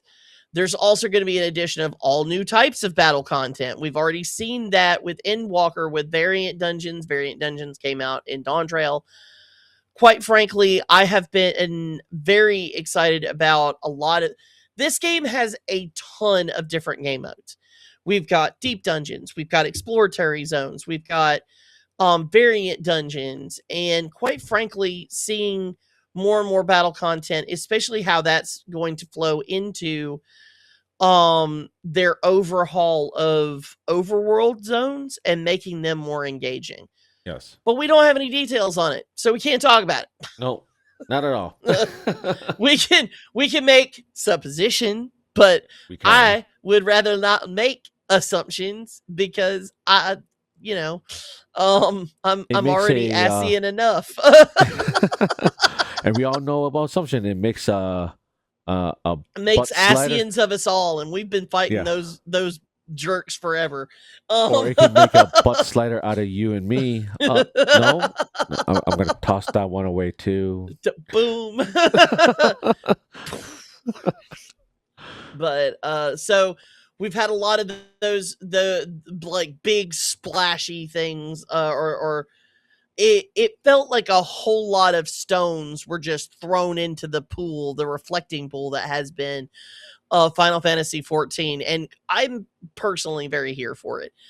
The PvP championship, I don't know if you got to see that.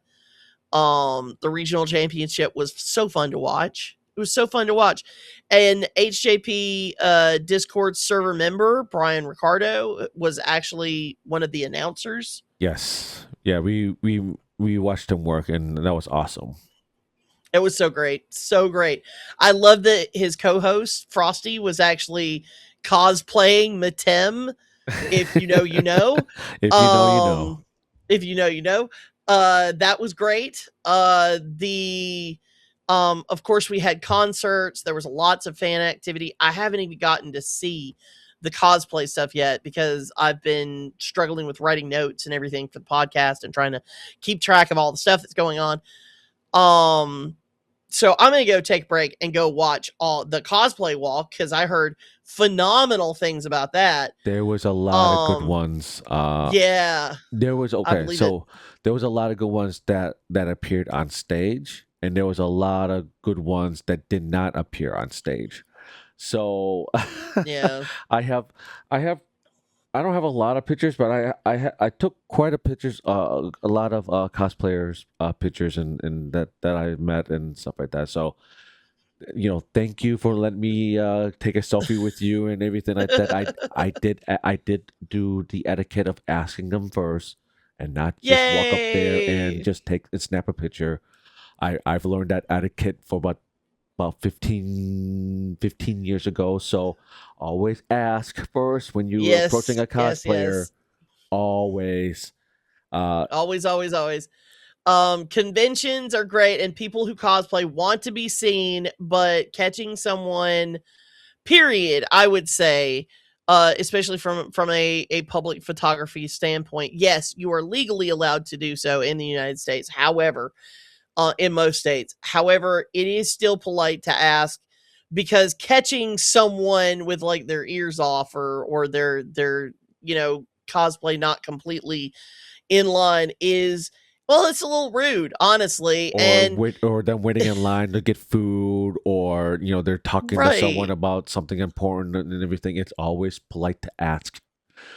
Oh, absolutely. They People have like to be able to pose in their yeah, beautiful cosplays rather than just being caught with, like, the sandwich in your mouth sort of and situation. yeah, and just remember they always have the right to say no. So if they say no, Absolutely. just politely say thank you and walk away. And maybe Yeah. if you catch them the next time, ask them then. But in that time Just of stay point, polite, stay respectful. That's the exactly. important part. I do want to go over some. I'm not going to go into the buttons because we know that the builds that they showed were not um done. Like, they're not even close to done. No. I will say that the design philosophy of removing synergy actions can seem a little strange and a little scary to people who are very married to the 2-minute meta, but I like the individuality more.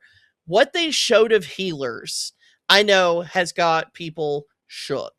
Because Oh yeah. even more so than the tanks, because everything they showed for Paladin, I'm gonna be so for real with you right now. I almost like immediately declared myself a Paladin main. It looks awesome. It just looks so awesome. I'm so excited for it. But White Mage actually has me tingling a little bit too. I play a lot of White Mage, and the idea that the management that I'm going to have to do is going to be taken off of dot management, which, you know what, I'm sure there are people out there that can argue with me. I am not a spreadsheet numbers type person. Dot management is the least fun part of the game when it comes I to agree with you rotations. there. Yes. I don't hate it. I mean, obviously I do it and I'm fine with it, but it is not something that I'm like, ooh, dot management, woo! If you're a bard, I'm sure you're wanting to approach me with intent right now. Don't do it, Maple. That's fine. Maple, don't do it. But dot management as a part of your job identity makes sense to me. Dot management as a tacked on, we couldn't figure out how else to give you damage buttons, feels bad, in my opinion. Mm-hmm. I don't like that as much. It's not as much fun. As just give me the pure damage buttons. Like, I would purely just prefer to be able to build up some gauge and actually like blast them, just like give me that. That's what I want. That's the stuff that feels good, that like gives me all the dopamine and all the happy juices in the brain. Like, that's the thing that's fun. Every single time a Flautist Misery goes off, I'm like, yeah. Every time I get but I will admit I can understand why, like, for instance, my wife is a scholar main. So she's like, okay, already swimming in buttons. If you've never played Scholar before, I recommend it. But as someone just who be levels summoner to level scholar, I looked at it as yeah, all right. I don't know what I'm looking at. Look, I know I may be controversial in this point, but I call Sage Scholar for Dummies. And I do that because the Sage kit is actually, in essence, very similar to the Scholar kit. Okay. But Scholar uses 3 buttons to do what you can do in like 2 or 1 on Sage. Now, the difference is it has more add-on ability or add-on utility to what Scholar can do versus what you can do with Sage. Okay. So, but at the same time, for pure healing output, it can be more of a struggle as a Scholar because so much of your kit is surrounding being able to do all of those support actions, right? Yeah. Things like chain stratagem for reducing the amount of output that damage output the boss can do, or increasing the amount of damage that it takes. Sorry. Basically it's the same thing with Astrologian. There winds up being a certain amount of button bloat. And I will admit, the one I was worried about is something that has become one of my more recent favorites, is Astrologian, because Astrologian's card kit has been messed with very heavily from its initial iteration. And I'm not saying that that is a bad thing. In fact, I rather like the current iteration. It's more playable than the previous one to me. Mm-hmm. Although I know a lot of people would argue with me about that, and that's fine. We can have that argument. Catch me outside the void sometime and we'll have it. Catch me outside the void. Catch me outside the void. Catch me outside the void. Anyway, so yeah, I've been really enjoying it, but it has a lot of buttons. Like, it has even more buttons than you would find on a white mage or a sage. Sage, I think, has one of the more condensed kits. But even it has a lot of things that are just sort of overlapping with other things. The design philosophy, though, that I want to talk about that was interesting is it looks to be, with the one and only healer we got to see, and again, it's in development, so we don't know if this is going to stick. Especially, that was an early build development. Right, this was an early build, so all of this could change, but I will admit, I am truly fascinated by the concept of, we make damage fast, we make healing slow. Yeah, that one was intriguing to watch. I remember watching it, I was like, huh. Oh, yeah. The fact that we're having to use Swift Cast to throw heals. Huh. Yeah. That's I don't know how I feel about that quite yet. I will admit it interests me because from my personal experience of playing a healer. Now, I know there's been a lot of controversy in the community. There are a lot of people who can bring up a lot of that.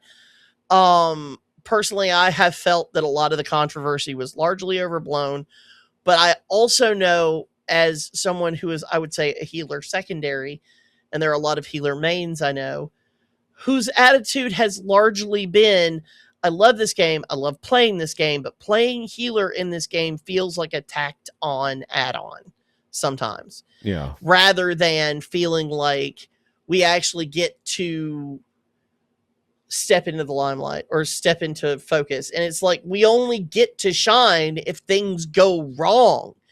And that's not really fair to healers as a job. Like, you should get to feel not only contributory, but also as though your job has a shining part of every fight, rather than feeling like you're just there as the emergency button for when people do everything wrong. Right. That's not fair. That's not a good feeling to be walking into with something. It's like, you are the, oh shit button of the party. Pretty much. It's kind of and I would say it's a little bit different for like Red Mage, although Res Mage has become the new moniker for that entire job, which is really disappointing to a lot of people to realize that you don't get to become a Res Mage, which until like level 64. Yeah. So that's a little irritating for a lot of low level. There's a huge amount of Heavensward content that comes up in roulettes because it's right there in that in line for leveling. And there are a ton of people who forget entirely that for 2 whole expansions, Red Mage cannot raise people. And watching those interactions of the Red Mages that are basically like fall to their knees screaming, no! The whole purpose of my being. Hey, and I don't mind, for me as a Red Mage main, right. I don't mind it. If I have to be third in the res order, so be it. I can keep on doing damage. That's true. But I think also moving to fights where we're going honestly what I would like, we're going to get into the speculative portion of this. We've talked Yeah. about all the things that came out. I think we've hit all the high points. Let's get into the speculative portion real quick so that this does not become a 5-hour podcast. There was also the longest keynote that has ever been done. Yes. So there's just way too much to talk about. So, the speculation that I have on this is that, judging by what they showed us, even though it's very early in development, I could very well be wrong, and I will cop to it immediately if I am. But it looks to me as if what they are trying to do is remove the shackles from the battle development team. Currently, the battle team has had to formulate all of their fights, formulate all of their puzzles, all of their visual everything, and their fight design overall within an incredibly strict meta, within what is essentially very homogenized, synergistic systems. None of this is bad. It's fine. We enjoy it. We've been playing it. People still continue to play it. However, I think that in this, like, improved, like, something has been sitting in my head for a while. I'm just going to go ahead and say it. Okay. Somebody had mentioned the other day, who was in a game development, like, group, and also they make videos and stuff that I've watched recently. There's only so much realism you can get out of a graphical system. Yes. Eventually, you will hit the wall of, this is a movie. It's just a movie. And there's not much further that we can go past this. And we have been so focused in games in general in trying to create or recreate realism that sometimes games have fallen away from putting their emphasis entirely on being able to create good games. Like, just really design more around the aspect of creating an engaging, fun, and experience, as opposed to thinking that the entirety of gameplay is giving people the ability to project their avatar into a 3D space that is a mock-up of reality. I gotcha. And don't be wrong, like, I understand, especially in RPGs, the wanting to feel like you're in the game, and like that immersion, and that true, like, you know, you're here, you're in that place, you're in that moment. But eventually it's going to get to the point where, just because the game development team has spent so much time on making you feel like you're in the middle of a cyber-tech revolution, or you're in the middle of, you know, a 1862 West, you know, California. Like, eventually we're also going to have to get to the point where we are building games focused entirely upon building the good game. Yes. And I think that a lot of developers have, and especially Final Fantasy XIV has done a really good job of navigating that space, and they've created a really great game, and I super enjoy playing it. It is still something that I'm dedicated to, but we create chains for ourselves, and finally being able to break through those chains and being able to break the cycle, as they put it, and instead create a system where not just the players, but the developers get to have fun creating things, means that we're going to be moving to a system, I believe, where we are not going to be completely disconnected from DPS, as it were, but we might see a lot more pass-fail mechanics. We might see a lot more puzzle mechanics, a lot more, gimmicks, but also things where we have to actually be more reactive, and we have to feel like we're actually contributing in our own individual way. We're moving around arenas. We have to maintain situational awareness, and also be, in some environments, more forgiving of that, and in others maybe more strict. but being able to create bosses that do fun and interesting things. And I won't go into details, but there are some dungeons that have come out recently that, quite frankly, near the end of Dawn Trail, these expansions that or these patch expansions that we've been given, the dungeon design has been so good. Oh, 100%. I like I The like I was about to say like um I agree with you and everything like I I think what really caught people's attention and I don't think it gets talked about from what I've read so far is that this is the CEO literally came out and said that yeah, we're going to be giving Yoshi P and the team uh almost not all the resources but like a lot more resources than they were giving in the past. So like this gives them almost like creative freedom to not I mean I don't want to say almost anything, but at least do what they need to do that's necessary to make the game fun. And not only for the players but for themselves to create the game and everything.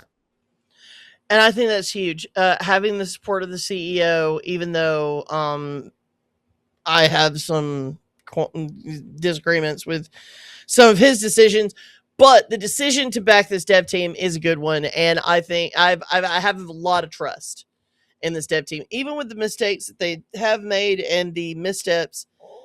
It doesn't matter because in the end, I still have trust that they care about creating a game that is fun for people to play. Yes. So I think we've probably come up on the wall of stuff that at this point we could go on and on about other things that came up at FanFest. The Primals concert was, from what I hear, absolutely spectacular. Yes. I got to see, at least through the live stream, I wasn't able to make it to I wasn't able to work things out for being able to see the Primals concert myself. Hopefully I will be able to buy that after the fact. We'll find out. The Iron Mouse, being able to see Iron Mouse at FanFest was I love Iron Mouse. Her voice is amazing. Oh, that was a nice surprise. Like I didn't expect that. I'm like, wait a minute, this is what's going on here. It was great. It was so great. I still have yet to see the lyrics panel, the lyrics and writing panel that they did. I didn't get a chance to see that one yet. I'm going to go back and watch that today. I was, of course, a lot more focused on trying to like break down a lot of the systems and things that they were talking about, gameplay wise. We're going to be seeing a lot of like the tree has been shook. I am shooketh. Yeah. And can I add a little something about your little CEO comment or whatnot? I think Takashi that he's been the CEO. He replaced the old CEO in like 2023. So like I think whatever feelings you had on the CEO, wasn't he the guy though that supported NFTs, or was that the previous? That was the previous one. Oh, okay. All right. Never mind. No, that was that was the previous one that wanted to do I knew that, all that. So the Square leadership was a little too over involved in NFTs, and it blew up spectacularly in their face. But I suppose I should have been paying more attention to who the CEO was. I apologize for that. No, I just wanted to say that's all. I appreciate it. I appreciate it. No, thank you for the correction. I appreciate that. I won't say I'm the NFT's #1 hater, but I will say that I'm probably #2. It's hard out here being an artist anyway. I know, right? Okay, well, I honestly, the end result, my end comments purely come down to I wish they had put out better terms for the tanking changes that they're making. I don't disagree with the tanking changes. I think that it's going to be exciting. I think it's going to be fun. I'm interested to see how it comes down. I am, in general, extremely excited for the new expansion. I cannot wait to spend so much fun time with all of the HJP crew doing spectacular fun events in 7.5 through 8.0 and further into the future. And if you would like to join me and Houka in our adventures in Eorzea, you can go to heatherjustplay.org. And that's HEATHER justplay.org. And you can join the Discord. I'll be there. Houka will be there. We spend a lot of time there. Get to know the crew and come play games with us. Yes, and not just 14, but some of the other games that we play along as well. So, well, yeah, come and join us and everything. It's a fun time, fun people. You will not regret it. And in the end, may all really your Aetheryte travels be free. Bye.